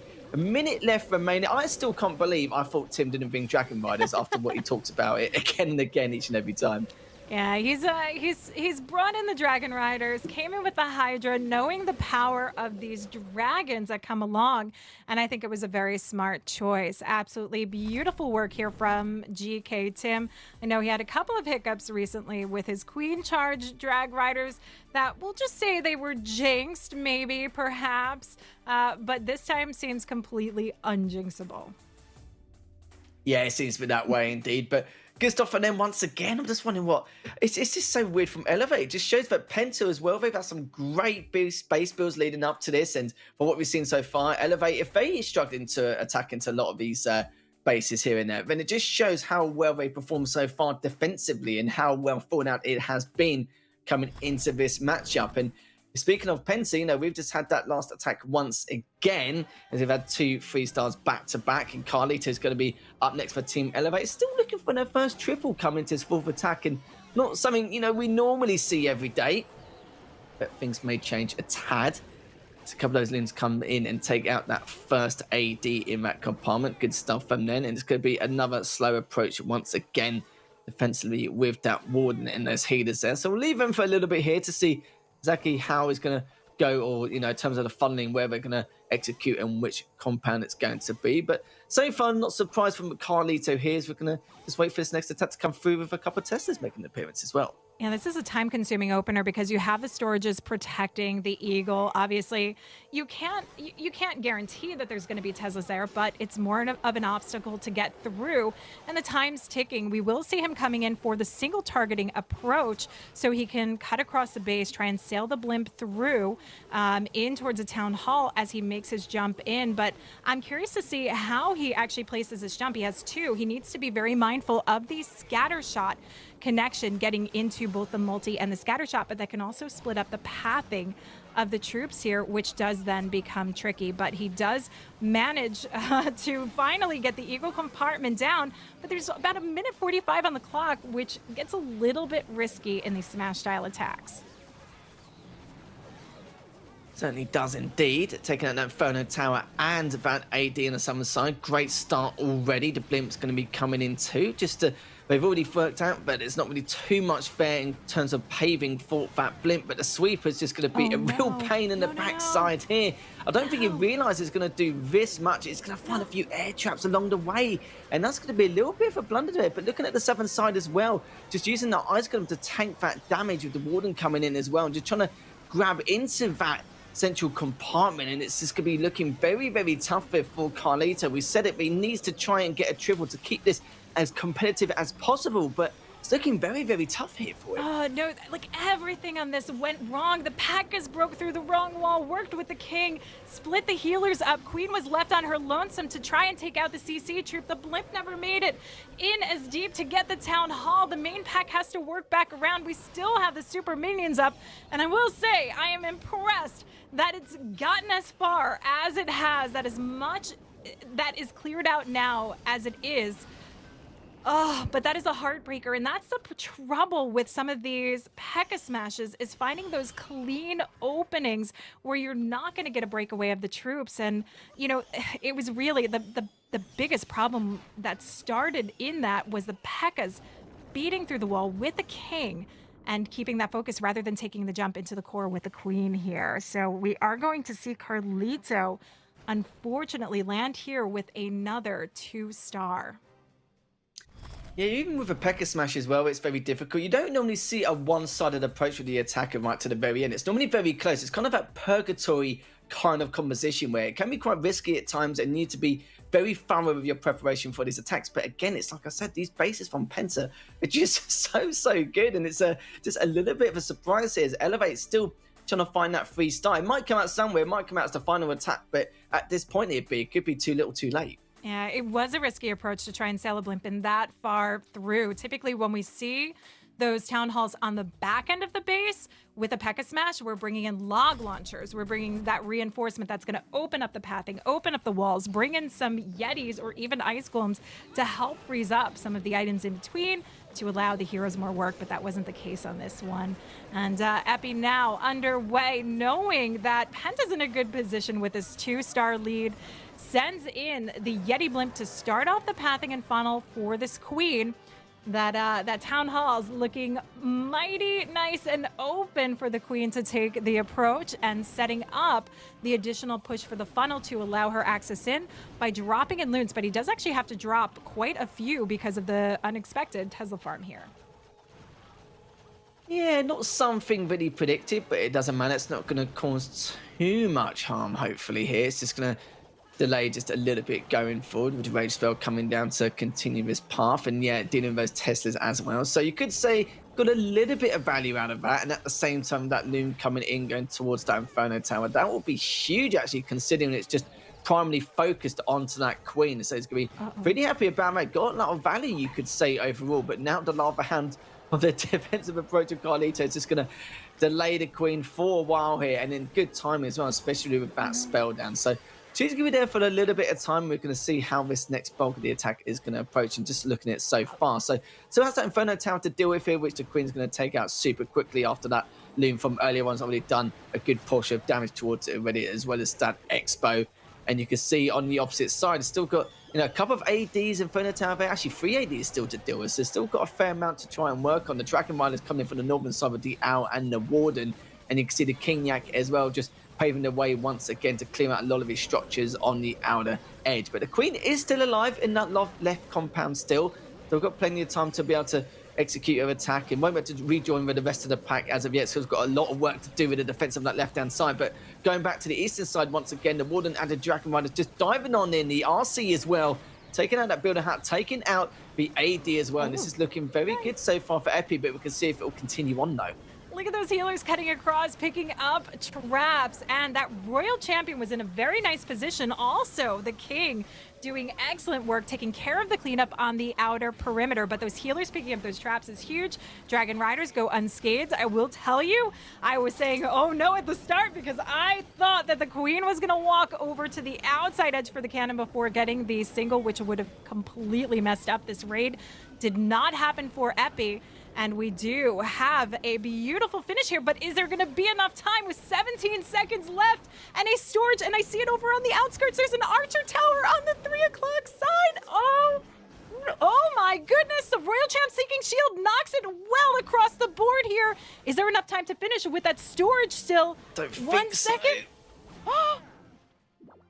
Oh no, it won't. The minion, that one minion I kept an eye on it as well, because I knew that's going to be one of the very few parts of the base which is going to blunder. And yeah, obviously you know what the hit points on the storages are like. It can be a real pain in the backside, but yeah, there we have it. It's typical. That is absolutely typical from what we saw as well. But Penta already got a really strong lead anyway. 99% 2-star. I don't think they're going to be too worried at all unless they come up against some anti 2-star base anyway later on. But let's have a quick recap so far from what we've seen from both these teams in this war. As you can see, Team LA is still looking for that first 3-star, and do you know what? They're going to need it in this last attack to keep this as close as possible. But even then, it's going to be a tough task, as Penta have already got a couple of triples off their own. They had a very bad first attack, but let's not, beat around the bush here. They actually both had a very bad start, but it's only Penta managed to recuperate overall in those next 2 attacks after this. But 2-star 99%, they're going to be perfectly fine. It's still paving the way to victory here. It just depends on Elevate. The only thing they can do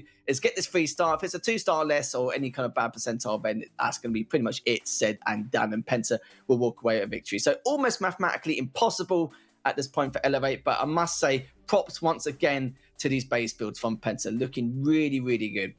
Yeah, base build's coming in strong. This is exactly what Penta needed to do. And, despite some off starts, it's all about recovery. And, we have to be honest, sometimes there is no turnaround. If something goes wrong, like the hybrid, if you lose out your Queen, there's almost no chance. So it's all about trying to keep yourself in the game and even just pick up those 2-stars. Ensure that you get done the bare minimum job that you need to try and keep yourself in it, because you never know when your defense could come back around to help. Not the case for Elevate, but let's see if they can finish off strong here. Eve Mark coming in, one of my favorite Elevate attackers to actually watch, because I love his Queen charge Lalos. He seems to go for days with his Queen, picking up some incredible value, sends in this blizzard right into the corner center of the base here to get as much as he can out of these super wizards. Can we get the scatter shot down? Keeps them followed through, and it's going to hopefully be just enough to clean out this compartment, and it is. So he's opened up a lot of nice access for the King and Queen to work into the Town Hall compartment now.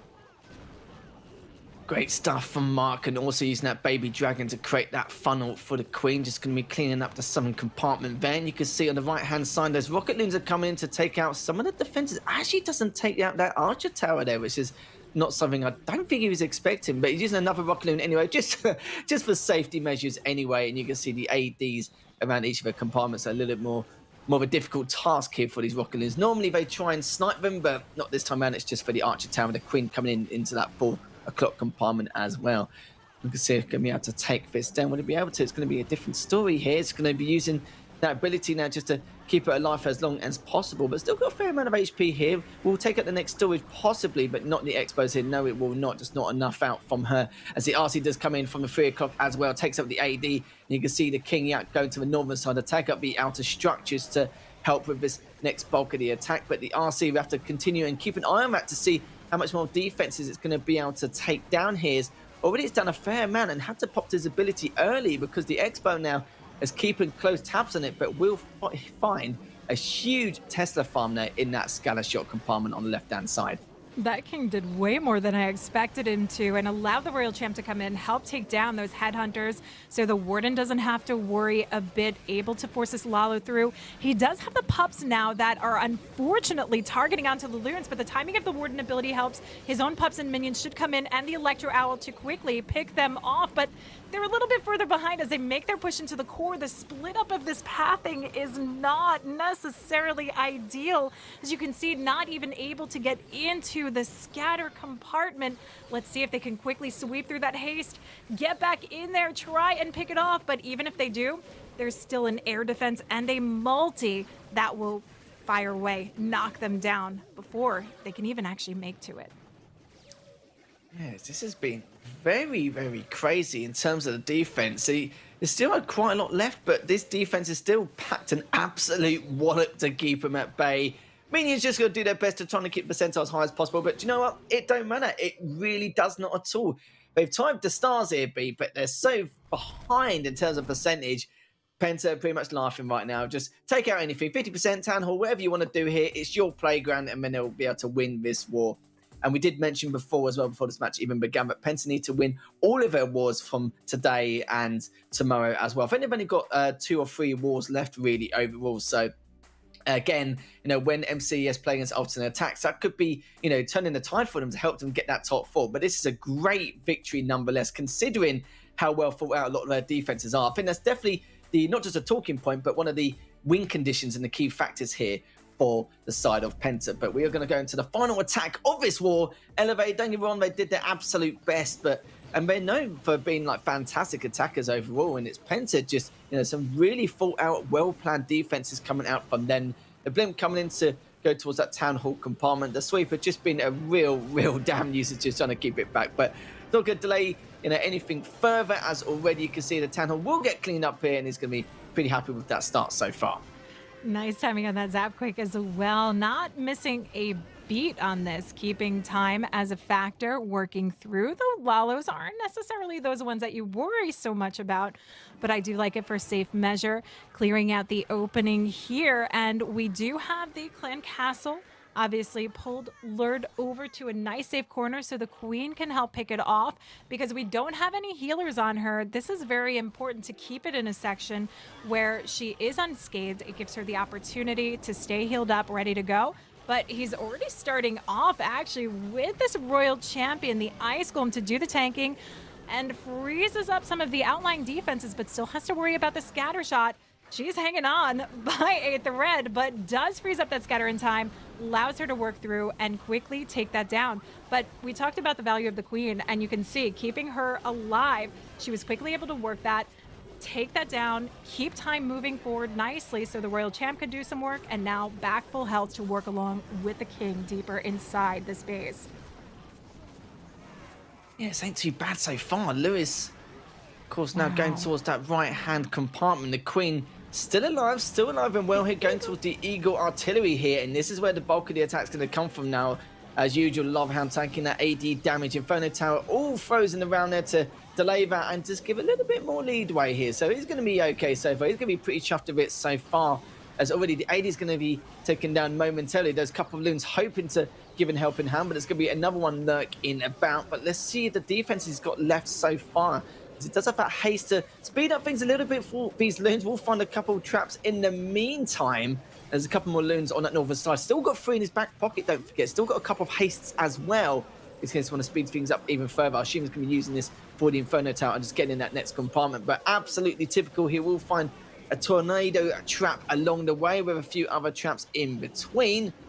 But so far, though, it's just about a few bits of towers here, especially an Inferno Tower to take down as well. And that one loon there just trying to push in as fast as possible to take out a couple of those testers from the southern side as well as that Expos. But so far, so good. But you may have noticed it here, B. We do have that storage on that right-hand side. It happened earlier on, I believe, for Elevate. I'm hoping it doesn't happen again, but do you know what? I think it just might. Even if they clean up all these other bits and pieces, will they even be able to get to the storage in time?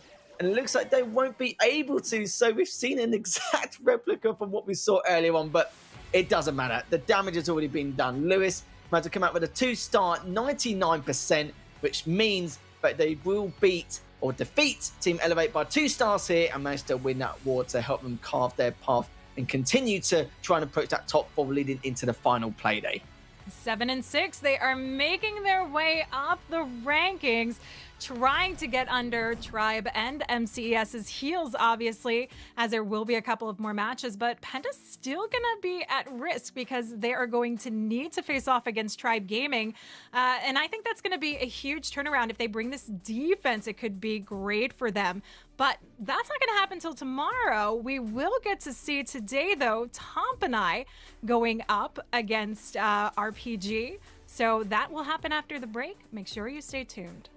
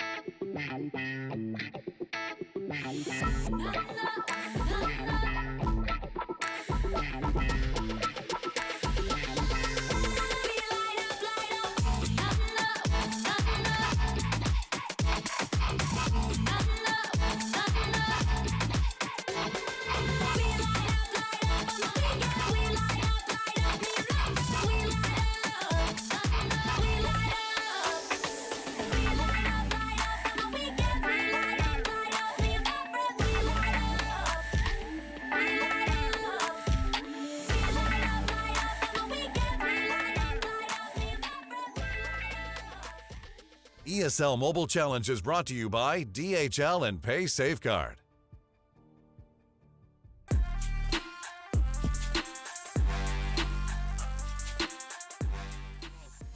Hello everyone and welcome back to the ESL Mobile Challenge. 4 matches down, 1 to go here in play day number 7, and it is of course between Tompinai and Repotted Gaming. Joined with me is Judo this time round to finish things off for today. And what a matchup to start with. You know, Tompinai did lose out earlier on, still looking for that one win to guarantee their spot. But is this going to be it here, Judo? It is what they are hoping for, let's be honest. Reported Gaming, though, they are already 1 win behind Penta. Now Penta winning that matchup means they are 2 behind them. But Reported have 3 games left over, this obviously being one of them. So they will be giving everything they have. I think it's really tough here because as good as Tompinai are, as high as they are up the league, we have seen Reported beat some top teams, and even when they've lost, they have put up incredible matches against them. So I'll be honest with you, Lethal, it wouldn't surprise me if Reported get this. I wouldn't be surprised either. And do you know what? Having 3 matches, I'm just looking at their schedule, like just for tomorrow overall, just to give us a bit of a flavour of what's to come in terms of their chances or any kind of potential going forward. But if they do actually take this, they do have to play against Team Elevate afterwards, and the final series of tomorrow will be against Tribe Gaming, and we've seen some ups and downs with them. So do you know what? I don't think they're out of it as of yet, but you know, having to get 3 wins in a row and considering the skill ceiling between these teams overall, it's been very, very close in terms of matchups. One little thing could cause a flare, and then that's it. It's going to be them done. Things will spiral out of control. But it's very, very tough to keep this high level of consistency here in the competitive scene. But do you know what? From what we've seen from Reported Gaming, I don't see why they can't do it. Absolutely not. But the fact that they have to start their journey against the likes of Tompinai, where they're still looking for that 1 win to guarantee their spot, it's going to be a very tough road. Absolutely, and I can see MCES getting pulled into the mix because, let's be honest here, Reported are 2 wins behind both Tribe Gaming and Penta. And Tribe and Penta play each other tomorrow, so one of those teams are going to get the 3rd victory, which means Reported could only equal them in wins. So MCES only have 1 matchup against alternate attacks, as we've already established. So that means they could get pulled in here. So Reported might actually not be chasing Tribe. They might be chasing MCES. And it might even come down to total stars. Who knows? It is going to be an explosive day tomorrow. But this one, obviously the first hurdle for them. You couldn't make up if you tried. I think alternate attacks are probably looking at this thinking, well, do you know what? I'm glad that we've won 7 or 8 in a row to get out of that little inner circle of the spots around the 2nd to 5th place area, because it's not something they wanted to be, you know, wanted to be about here and there. And it's been a serious bundle leading up to this moment. A lot of rock, paper, scissors kind of scenario, as you were just discussing, in terms of placements of the standings. And it's like each other's fates are all in each other's hands. It's like not even in their own hands at this point. I've said it a few times already, but we have to talk about that time and time again, because it looks like we will have to get to the final play day in order to determine how things are going to pan out. We know Elevate are pretty much out of it at this moment. Alternate attacks, they've pretty much guaranteed their spot just based on seeding. They've pretty much guaranteed their first seed, let's be honest here. But let's start off with this attacks for Tompinai. They're looking for that 1 win just to secure their spot, but Reported Gaming are trying to say no to that, now making a start in this right compartment. Yeah, and let's just quickly add to that. Tompinai are looking to build their confidence for if they do get to the final, because they just conceded a perfect war against alternate attacks.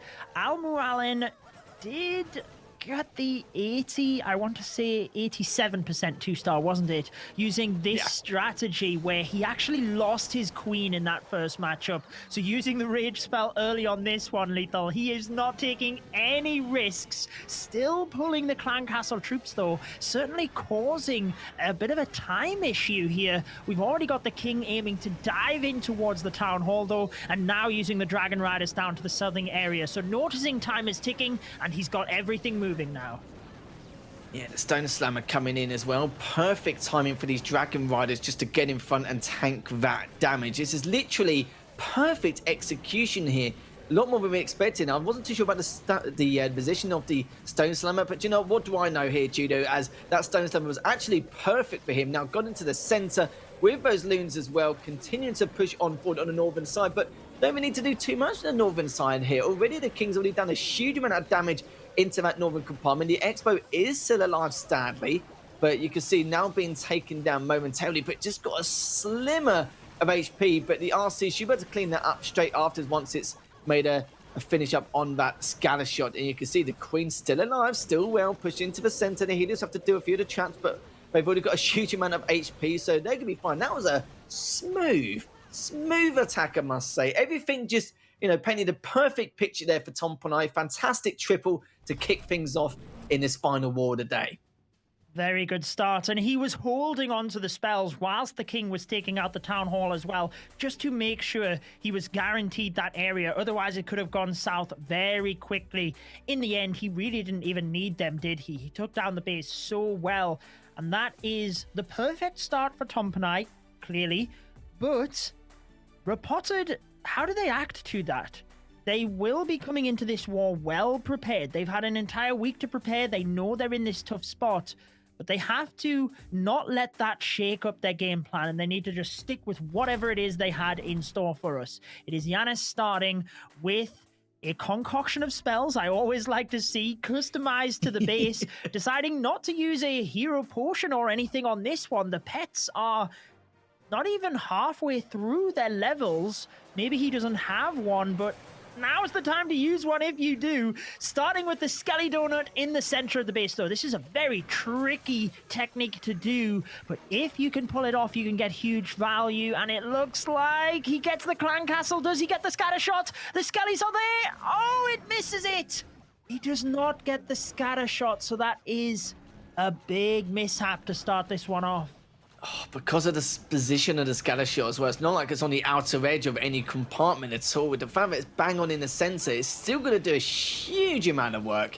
As now you can see the northern compartment's now going to be the next portion here to be cleaned up. And the RC coming in early, with the Queen's going to be going towards that town hall as the funnel's already been created. Thanks to everything else there. And the Queen's actually gone to help out the northern compartment. It's actually changed direction and is now going towards it. A little bit delayed, and look at that. Look how much damage has already been taken in that northern compartment. The RC's already been cleaned up here.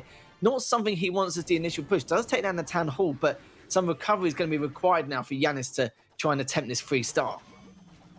Yeah, it's just he's going to take a couple of shots en route that he wasn't intending. I think he was maybe thinking, can I get the RC shield into the middle? Because that scatter shot really has a tiny little bit of health. It's unfortunate he doesn't have a lightning or anything just to take it out. If a single balloon gets there, it is fine, but it's really the damage it does as they move in. Fortunately, he's actually got most of his loons pathing down to the bottom, and he's got the Stone Slammer moving in. The scatter shot has locked onto the Headhunters, which is about the best target it could have chose. Oh, but there you go. The balloons out of the Stone Slammer are down. They are not getting to the scatter shot, and that means the dragon has to get through 2 storages before it can get there. And you can see the damage that internal scatter shot is continuing to deal to these troops. So it's going to be about percentile now. He has plenty of time to work with, but he hasn't got the units to cover his backside here. That was a real shame indeed. And the scatter shot, it's the scatter shot we're talking about earlier on, is still there, dead in the center, continuing to do work considering the HP it had earlier on. This is a real shame, but he has a few bits in his army and his composition just to try and get the best percentile possible. But the Teslas are in perfect position in order to stop that percentage going any higher if he likes. As Yanis from Reported Gaming, not the dream start he wanted, unlike Tompinai, where they'd be very happy to approach so far. But yeah, it's funny. That one scatter shot after all that played a massive part in that first attack there. So such a shame indeed for Reported Gaming. But still, it's only the first attack, so we'll see if Tompinai can keep up their consistency across the board. Not what Reported wanted. I mean, even if it has 1% health, it still does 100% of its damage. And I feel the major factor there was he had to try and send the Stone Slammer into the middle as well. He couldn't use that to help with the pathing of the Lalo. And towards the back end of the base, other than a couple of Tesla, there was really only a Wizard Tower. So if that internal scatter had gone down, I think that plan would have worked. But again, Reported can't dwell on that. They are behind already, and this is a must-win war. Remember, they kind of need to win all 3 of their remaining matches if they want to qualify for the finals, so they have to spin this around quick.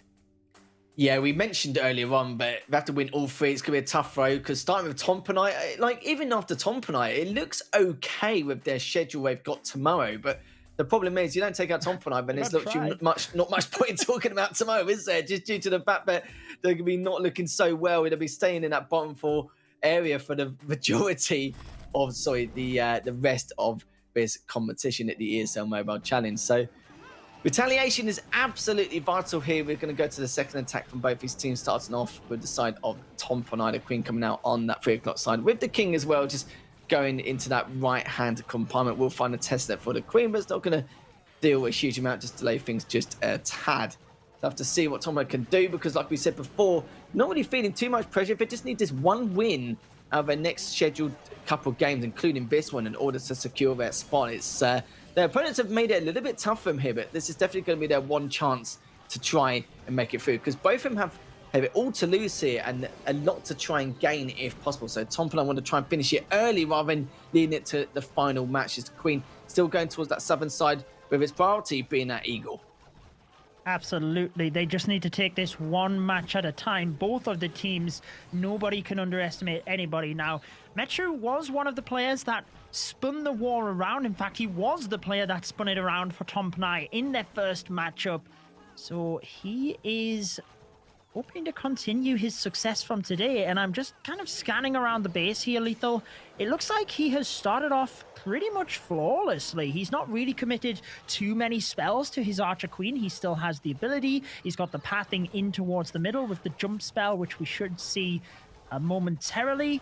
And he is very proficient with a Queen Charge. Normally likes the Queen Charge Lalo, but the Dragon Riders in the current meta, as we know from the start of the stream and the stats screen, it's very good. So you might as well go with what works. Absolutely. Speaking of that jump spell, as you said it, he laid it down straight away. Still got a couple of rage spells left as well, just to give these Dragon Riders and there's a little bit of an oomph coming in from that 2 o'clock side. Warden will be joining in with the rest of the pack. AD gets taken down. Blimp's going to come in and make another appearance once again. A couple of Inferno Towers still trying to keep it at bay, but you can see most of the attack from the air actually managed to create a nice path already. Didn't really find many traps. The Blimp does find a couple, but it's just too little too late. It's already in that compartment, all we had to get it into the town hall, but can it take down the town hall there? Just waiting to see if they do manage to, whilst the rest of the pack just taking out that northern compartment. So he's going to be pretty happy about that. Has taken down the town hall there. Healers there still, the Queens are still in the center.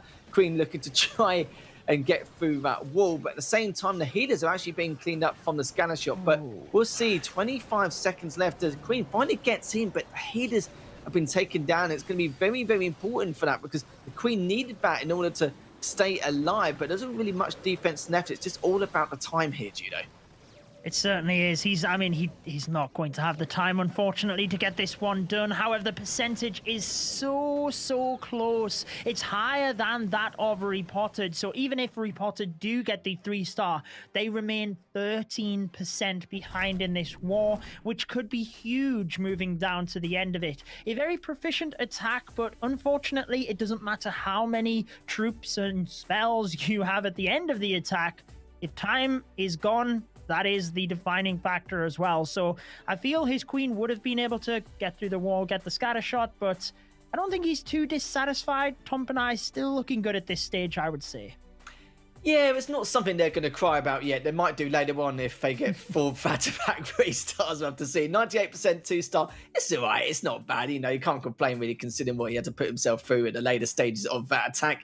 As we're going to see what Tompinai can do next in terms of defense. You know, we were talking earlier on in the last war. I was saying to B that Penta's base builds have been really good, been phenomenal, as a lot of people have actually been struggling against a lot of their bases, and Tompinai slowly following suit here. They've had some great base builds so far, and we're going to see if that trend continues, as we've got the second attacker coming up forward Potter game, and the Blimp's already diving in into that compartment with that Inferno Tower and the AD, and you saw that Lava Hound coming just to give a little bit more leadway there. So far so good. It's been nice clean attack in that compartment. The Loom finally gets taken down after all that, but no commonly complained so far. We're just going to see how he's going to approach this next attack. Yeah, it's doing very well. The Super Wizards are actually on a tiny little bit of health because they did hit a giant bomb, but they clear that area beautifully. And although he pushed the Battle Blimp deep into the base, took a little bit of a risk, it has paid off here because he got so much value in that compartment and has actually just set up pathing beautifully for his heroes to move in, or his Archer Queen looks like by herself, to the Town Hall because there's not a lot of other defenses in the area to fire at her. I did think he was going to deploy the King ahead of the Queen and kind of merge all of the heroes together. Looks like he's completely flipping the switch here, coming in from the other side of the base, Lethal. Very tactical, this attack. Yeah, very, very methodical approach indeed. Sadly for him, even though there was a Tesla farm in his way, the RC was more than ready for it, and it was the perfect time and perfect positioning, really, in terms of the attack for the RC to come on forward. Looking to take down that scanner shot as well. A lot of these loons and that Lava Hound coming in the northern compartment. Eagle Artillery, let's see exactly what he's going to prioritize. It looks like he's going to prioritize the King, which in all fairness, I think he'll be thinking to himself, okay, I'll take that, considering the King is pretty much useless at that point with all the walls he has to break through anyway. The RC continuing to do a lot more damage. And I must say, if the Eagle Artillery went for the RC, then there would have been a lot more defenses for him to actually be able to try and deal with. But a lot of spells do come down using that last haste as well, just to push these loons up just ever so more into the center. And that was perfect positioning with that spell. But the only problem is he's got a lot more to deal with here on that southern side. Let's see what's left. Still got the scatter shot, the AD, still got a couple of archer towers and that wizard tower as well. And now the tornado trap in the center, just making matters worse here, Judo. It was a bit of a shame considering what we saw at the start. Oh, he made one mistake in there, and other than that, I think the attack was very good. He had to play it safe, though, to be honest, because he needed the Royal Champion to get the internal multi-target Inferno, and he used the invisibility to do so, but just as she took it down, it was a little bit dangerous. The enemy Queen and 2 Expo were on the Royal Champion, so he had to use a freeze, which was pretty much wasted. And I think that really did cost him because the balloons were drawn to that area. He didn't have the freeze for the back-end scatter shot. And ultimately, the Royal Champion, if she could have got everything in the middle, it could have been a different story. But either way, it just seemed so far away. And can you believe 285% attacks? I mean, what are the odds of them hitting the exact same percentage on that one as well? Well, pretty unlikely, but I don't think they're too happy about it at the moment. 2 stars, 85%. Yeah, it's we're looking very bleak so far for Robotic Gaming because Tompinai are the kind of team, they're going to capitalize on that, but I don't really have a lot of fear or pressure on them anyway. They'll be thinking, right, this should be, hopefully a nice, comfortable path to victory considering they don't cause any more issues. But it's like I said before, mentioned it with Tompinai's bases. They've been, I wouldn't say it was more Tompinai's base that time round. It's just the execution of that attack. He got a little bit unlucky in some areas. Maybe use some of those spells a bit preemptively. But Yanis now will be defending this time round against React from Tompinai. React made a good attack earlier on in the previous series. But now we're going to see what he can do this time round against Yanis from Robotic Gaming. Already that King Yak coming in from the northern side. You can see there's a lot of center being taken up as well. You can see as well on the left-hand side, just trying to be on clean-up duty on those outer structures. Queen's coming in from the 10 o'clock side, looking to push in towards that compartment with the Town Hall. And the RC comes in quite early to try and clean up this Inferno Tower and in the northern compartment as well. Yeah, I always like to see the Royal Champion alongside the King. I think hand in hand they can just get so much value. React did use this attack earlier, and it was the 77% 2-star, where unfortunately he didn't get the value needed from his heroes in that attack. This one struggling, the King trying to get the scatter shot, but the Battle Builder has repaired it enough that the Barbarian King was not able to get that. He is flying the Lava Loon in towards this area, so he can get that down pretty early. However, it obviously just gets a couple of shots onto the balloons, and you never know when that could be the difference maker. Decides to freeze it as well. So a couple of investments to that area that he wasn't expecting, Lethal. That's right. Scatter shot can pack a little bit of a wallop sometimes. But the Eagle Artillery has been taken down, speaking of packing a punch. and cleared up in that right compartment. So still got plenty of units left. Just what can he do with it, though? And let's see what's left. He's still got a couple of those expos in the background. Still got the Inferno Tower, the AD on the left-hand side as well. It's going to be pretty tough. But forget Nova, he's still got a few loons in his back pocket. Does have a haste spell as well if he wants to try and be a little bit more aggressive with the rest of these loons. We'll have to see. But using an invisibility spell just to not only help those loons on the front side, but the back side as well, just to take some of that damage. We'll have to see. But again, just going on forward, going towards the AD. Good use of that spell as well. Perfect positioning there. And you can see he's still got a drag behind as well. We won't be tanking any more HP. He's just way too far behind. 40 seconds left. And compared to what we saw at the very beginning, especially what we said about that scatter shot to now, that was good recovery nonetheless. I need just a little bit more expensive. Had to get a little bit more value out of it. But React is going to be happy with that nonetheless. 30 seconds left. Managed to 3-star Yanis's base beautifully. And that's going to help create a path once again. And basically saying to them, it's your move now, Reported Gaming, to see if you can finally bag that first triple.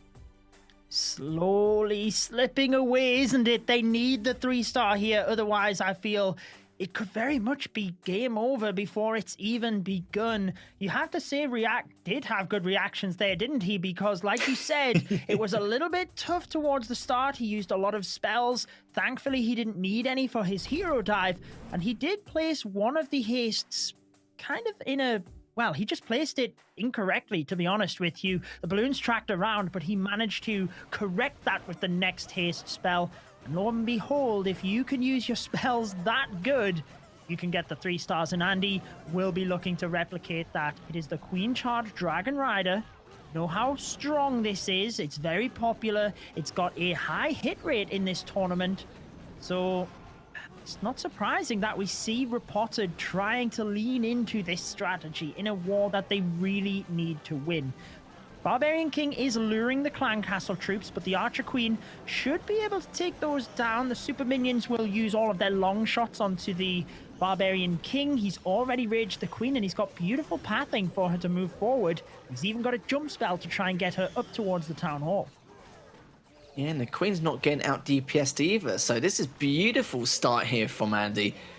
And like you said, that Queen Charge Dragon Rider definitely been winning the popularity contest in terms of last week. We'll see what happens this week, though. I haven't seen too much of it as of much, but still seen a bit of an occurrence here and there. The Queen now looking to carry on, causing a bit of mischief towards the next compartment. But on the other end of the spectrum, on the other side, we still got those Dragon Riders and the Loons coming on in, heading towards the AD and those 2 Inferno Towers there.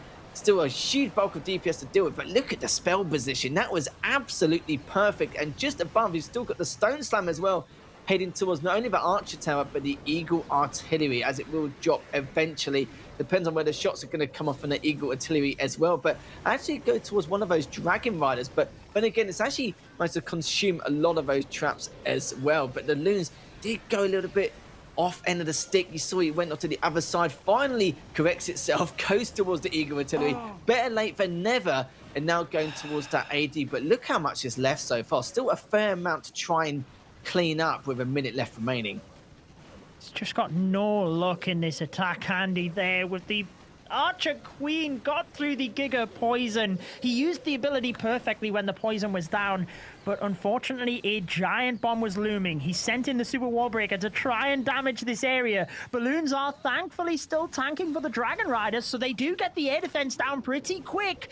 They are low in health. 1 Archer Tower remains, and they are going to get it. Oh, one of the Dragon Riders go down, but I think he should still have enough time here with a Dragon Rider, couple of minions. Oh, they're caught on the King. Yeah. Oh, no, I was just come about on, to minions, say that. take him out. But the storage as well afterwards in the mid should be okay with this amount of minions. It's still got a fair amount, but with 10 seconds left, I think it's going to be very close. I think he might just do it. Now with the minion coming in as well, he could get this 3-star. Will he be able to? He does in the mere microseconds. When I saw that defensive King, I was like, right, this is going to be trouble. This could be the end of the war completely for Reported Gaming. But Andi just clutched it up there right at the final moments.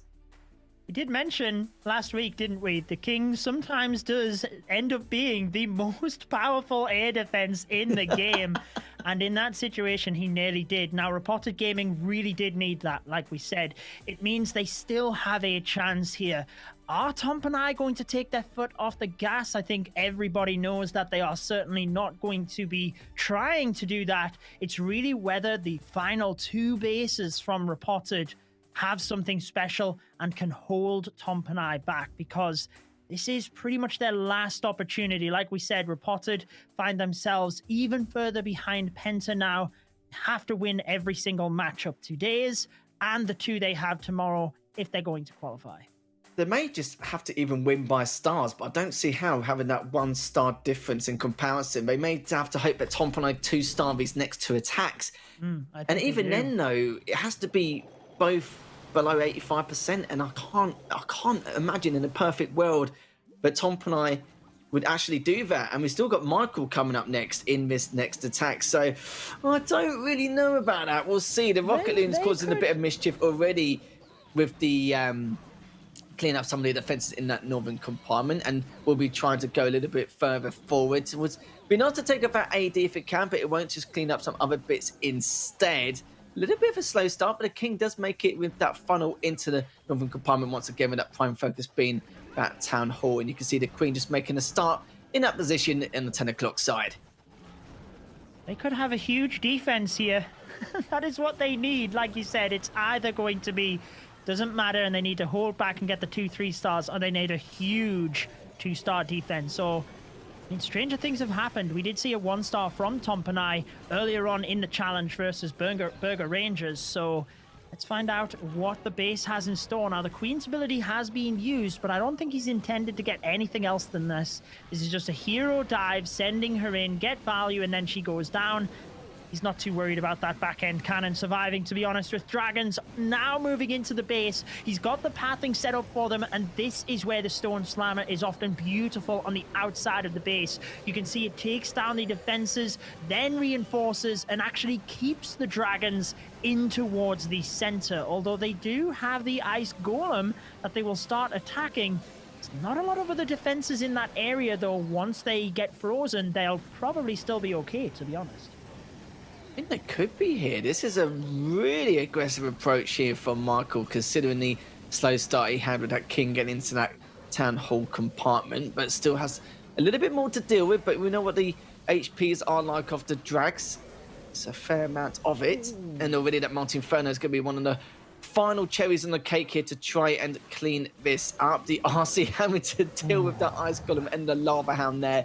But there's still a lot of time to work with. I haven't really checked the full HP of these Drags. I know both of them are actually quite weak in the left compartment. That's going to be done. That's going to be done. I was hoping maybe you can find a little bit of leeway for Robotic Gaming, but no, I'm just trying to get blood out of stone here, aren't I? I'm not even going to bother trying. Robotic Gaming, sadly, won't be able to defend Michael off at all. That was a great way to finish that up. Even with the RC being heavily delayed and not being able to pack much of a wallop to help towards that defense, it's just not going to matter in the end, as they do get another 3-star.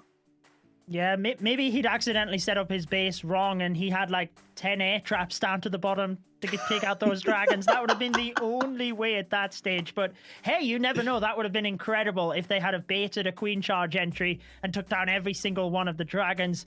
However, looking at the scoreboard, you mentioned at the start of that, you felt like, rightly so, Reported needed to 3-star both of theirs, and they needed to hold back a 2-star for both of Tompinai's. They haven't done that, so the final base would have to pull up something special.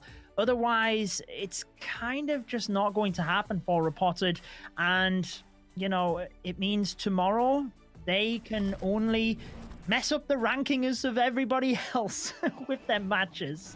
Yeah, I've said it a few times actually in the past. I'm just like, do you know what? They can just be, you know, that evil team which actually stops them from actually be able to qualify into the top 4. It depends if they're in the mood. It's like, well, do you know what? I feel like, you know, ruin someone else's chances. I've had our chance ruined. Let's ruin someone else's. So that's literally the only thing they can do, which you're right, or gain more experience. But let's be honest, like, you know, every single one of these teams got a huge amount of experience and a wealth of knowledge here coming into the ESL Mobile Challenge. So yeah, it looks like they will be just trying to ruin other people's chances tomorrow, because they do have 2 more games to play. Just looking at the scoring, if they do get a 3-star, you're right, though, it'd have to be, you know, one of the worst 1-star attacks possible from Tompinai in order for Robotic Gaming to win this back. But like you said, we have seen some weird things, but against Tompinai, it's It's a big ask, really. It's a tall order here, but we'll find out later on as you can see the King out making a start on that western side as well. Just doing a bit of cleanup duty over the outer structures. The Eagle Artillery is actually prioritising the King there with the RC now coming out as well. Realises this and needs to try and take out a compartment ASAP with the Stone Slammer coming in. And the healers are now trying to travel down south to catch up and meet with the King and the RC as well, which it does. And yeah, it's not best of starts on that northern side, but the King and RC still able to stay alive, still able to progress in this offensive manner. Stone Slammer is still alive, but yeah, it's not the best of starts we've seen from Leon, because we know how well of a methodical player he is coming into this. It's not something we normally see every day from him. The Stone Slammer does get taken out in the center, but we'll use that spell once again to help pave a path again for these drags. But these drags have already taken way too much damage. You can see the Warden up top with the Dragon Riders coming in as well. Well, I mean, there's nothing he can do here, Lethal. The Queen went down due to that scatter shot. You can't always use the ability through the scatter shot, and he has to send the Dragon Riders in towards the Town Hall. He's used the Grand Warden's ability to try and help them through, but there's that tornado trap over in that area to keep the damage raining in. He's trying with all of his might, and let me tell you, he has given it everything he can here, pushing it to the limits. But after the Queen went down and he had to send the Dragon Riders in at the top, unfortunately, there is just nothing you can do. It doesn't matter who is doing this attack. He just wouldn't have been able to recover that, unfortunately. So that will mean that Reported Gaming can't really get this one back. I know it's not mathematically over, but let's be honest, it's realistically over. So this means they are probably not qualifying for those finals either, unfortunately. But Tompinai Empire can try and finish off strong here, put a 14-star war with a 99% 2-star alongside that on the board to try and push their confidence moving forward. I'm glad you said that as well. We can't really beat around the bush. Even though they've got like the smallest percentage possible, we're not gonna create that kind of climax here, because we know full well against the likes of Tompinai, it's just not gonna happen. If it does, great, then of course it'll be the highlight of the ESL Mobile Challenge. But if is it gonna happen, probably not. Let's be real here. But Reported Gaming, we must say, they've had great progression overall in the ESL Mobile Challenge from what we've seen from the very beginning in the planes leading up to this moment.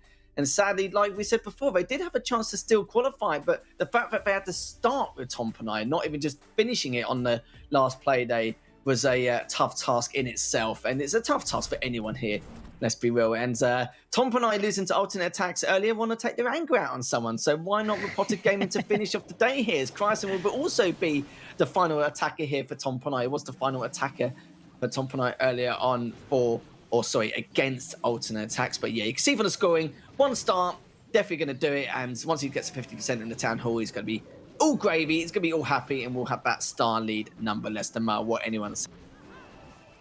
Yeah, he used the Hydra in that war versus... Used the Hydra versus alternate, didn't he? And this one started out pretty good. He's used the lightning around the Town Hall to eliminate any damage. It does just mean, as I mentioned in one of the previous attacks, now the heroes can just move on in. There's literally no other defenses other than the Town Hall on them. And he's done a good job here to keep the Queen on the outside, allow the King to dive in. He's struggling to get that Town Hall, though. He only just got it. That could have spelled disaster for this attack. The Archer Queen will try and thin out some of the defenses. And unfortunately, he's actually lured the Clan Castle, which, I'll be honest with you, he didn't really want here. Because now the Clan Castle's over to the Dragons, and Dragons will take it down relatively easy, but again, it's just another distraction that he didn't really want to deal with. Yeah, it's just another thing, another nuisance he's got to deal with. As you can see here, the Drags is pushing on forward towards the center with those Dragon Riders as well. The Multi Inferno trying to do everything it possibly can. The Warden following behind it as well, and you can see the Rockaloon just on the northern side, just taking up that Archer Tower there, or trying to do as much damage as it can for the Stone Slammer to take out that northern compartment. Its main goal is to take out that AD to help with the drags later on. Is going towards that Wizard and Archer Tower. The Eagle Artillery, if he's able to get that would be huge. The Stone Slammer didn't do a huge amount, but it might be able to tank enough to try and take up that Eagle Artillery if it can. But with the Dragon Ride as well, able to stay up to the final moments, it's going to be okay. But you can see the RC coming in from the 3 o'clock side as well, trying to take out one of the last Inferno towers today, which it does. But let's be real, hasn't really got a huge amount left here. This is the defense that Reported needed to give them the confidence a little bit earlier on in the war. They didn't need it on the final attack. If this had have came in, let's say 2 attacks ago, this could have been a huge momentum shift, given Reported, like I said, the confidence they needed. But it's just not, it's happened too late in the war for them. I feel like Croissant got a little bit unfortunate there, actually. Dragon's getting caught off to the Royal Champion, so kind of had to use extra spells and just didn't end up working out for him. But, you know, he's not losing sleep over this. Tompinai are pretty much safe here. They've got the victory as long as, well, yeah, they've got the victory. They have. It's mathematically now won from Tompinai. But like I said, a couple of attacks ago, this could have been a different story. I'll be honest, I was actually more focused on what the Stone Slammer was up to make sure he was actually going to take out the Eagle Artillery. I mean, when I looked on the other side to check what the RC was doing, I was like, where on earth is his army gone? Where's all the composition? It just flat out got completely cleared. And I was obviously way too focused on what was going on the left-hand side of the Eagle, because I thought that was going to be one of the main priorities there for him to help give him a bit more leadway towards that attack. But yeah, you're right, though. You know, that's going to be pretty much it. We're going to see the final attack anyway from a Potted game, and just for a bit of pride purposes, of course, to keep this as competitive as possible. But yeah, Tompinai looking very good. They do secure the W, which does mean they are the next team most probably have qualified here, leading into the ESL Mobile Challenge Finals next week. So they're going to be very pleased about that. Won't get the first seed, but I think second seed is good enough. I can't really complain there. But at least that way they'll be happy. But if they do go into the bracket in the ESL Mobile Challenge Finals, they won't face alternate attacks until the grand finals in that matchup, which is all going to be happening next week, guys. So make sure you stay tuned for that coming on this channel. But we're going to be finishing off with General X from Reported Gaming with their final attack. We've still got Tompinai's last attack as well, with a couple of those rocket loons finding that AD. It's going to be a nice little start from them. And one thing I want to mention here, Lethal, as the attack starts out, we know that Reported have lost this war, but I still think back to the planes that Reported qualified through, and I don't know if you recall, but we interviewed their team captain, and he was shocked that they were able to qualify via the planes. I think they, you know, even though they got the quality within their team, I think they just didn't have the confidence, and they have put this right until the end. I mean, we are in the final week of the challenge stage, and they nearly qualified. They are so close, and I think they have given everything they've got. They've put on some incredible performances. They beat MCES in this challenge as well, and that will help them massively moving forward in the esports scene to hopefully come back bigger and better later. Yeah, actually, do you know what? I remember their matches and that planes like it was yesterday, because we were gobsmacked how well they did in those planes, and they just casually went, well, we weren't expecting a huge amount here. We were just happy to compete and be able to do our best. And I was like, from that attitude, I'm gobsmacked how well they've done here in the ESL Mobile Challenge. And do you know what, actually, Judo? They might give them the drive, like you said, to go, well, do you know what? Let's do one better. Why not? I don't see why we can't. We pretty much did the best we can with the little experience we've had. And if they come into it next season, it could be a completely different story. And they've learned a lot from all these top teams here. So we'll have to see coming into it. Just watch these E-Drags now just trying to demolish this northern compartment. We've already mentioned already that Tompinai are pretty much taking this, but Reported Gaming just making the final attack of the evening. The RC there just going towards that north hand side to clean out some of those structures. The Queen is still alive, has the Unicorn with her as well, which means that we'll be able to stay alive long enough. But look what's left from that eastern side as well. Still got that Wizard and Archer Tower there, as well as that cannon. But apart from that, though, it's going to be pretty much clean-up duty, and how quick it's going to be. The Queen, sadly for her, as she went into the north compartment, had to prioritise and go all the way back round. But you can see with the RC there, it'll be able to do a huge chunk of damage. It should be okay, a little bit close, but shouldn't be fine nonetheless. But you know what? At least they managed to finish it with a 3-star to finish off this war, as Tompinai will win by that 1-star. But I must say, commiserations to Reported Gaming. It means there's going to be a very good chance they won't be able to qualify for the ESL Mobile Challenge, but I must say that they put on a fantastic performance all season long.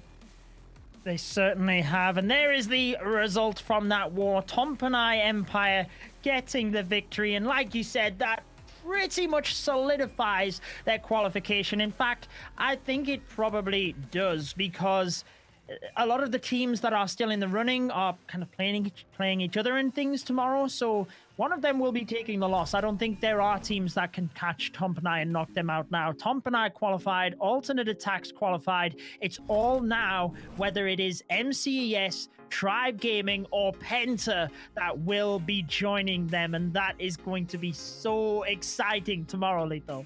And you know what? I don't see why Penta can't do it. Like, we saw a few slip-ups from Tribe earlier today, so Penta were like, well, okay, we could probably try and sort this out. But it's all about their base builds as well. Their base builds were really good defensively. I was stunned how well they managed to defend a lot of these attacks. Like, you know, Elevate isn't an easy feat to try and defend from and actually try and stop, but they stopped most of their attacks, and still a bit stunned to say but this. But the problem is, how their base build's going to approach, you know, tomorrow. They've only got 24 hours to decide what they want to do and how they're going to plan this out. I hope it's going to be as strong, because it's going to make a very interesting day indeed. And one thing to take into account in this leaderboard is with MCES, they're playing against alternate attacks tomorrow. So Penta could tie things up and make it all about the stars, or maybe depending on the matchup between the two. But let's talk about the other teams as well. Alternate Attacks and Tompinai have pretty much solidified their spots in the ESL Mobile Challenge finals.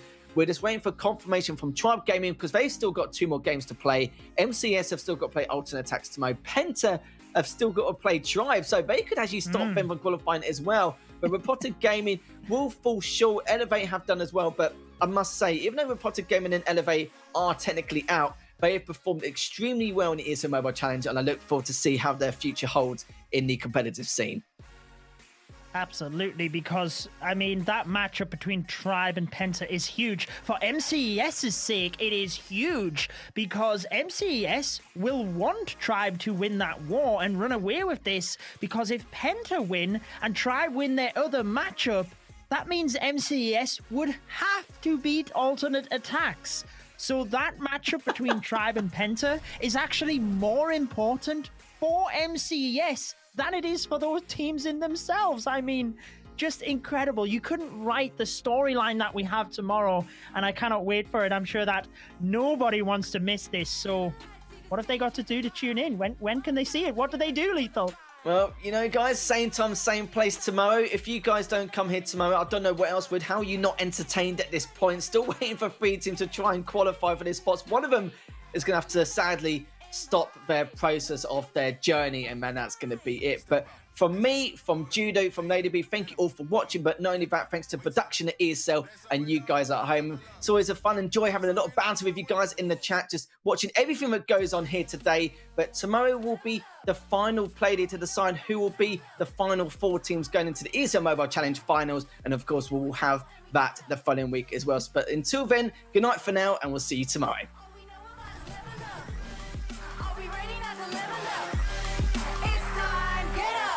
Against the wall, still I'm standing tall. Know about the ball, I got my fan with me. All we know is ball to empty out the mouths. The chosen one they call, I take my fan with me. Know about it if you tell, know you're breaking calls. Want your credibility and all, fall like dominoes. Can you really take the stands? All I wanna know. Need me real ones when it's time to go. Stepping in, elevator, listen to all the haters. That's all we know when we level up. Yeah, that's all we know when we level up. Level up. All we know about is level up. Are we ready not to level up? You know we fall and we get up. Level up. All we know about is level up. Are we ready not to level up? It's time, get up. I found out I'm not alone, 'cause I'm just like you.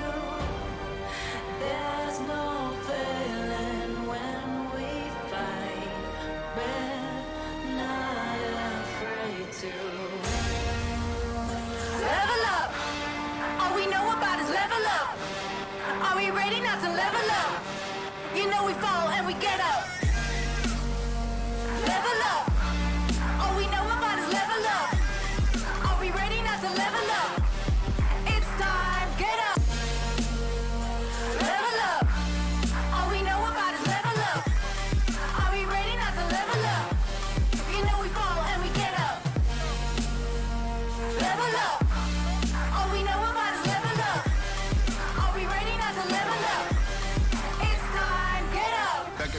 ball, still I'm staying the top. Know about the ball, I got my fan with me. All we know is ball to empty out the mouths. The chosen one they call.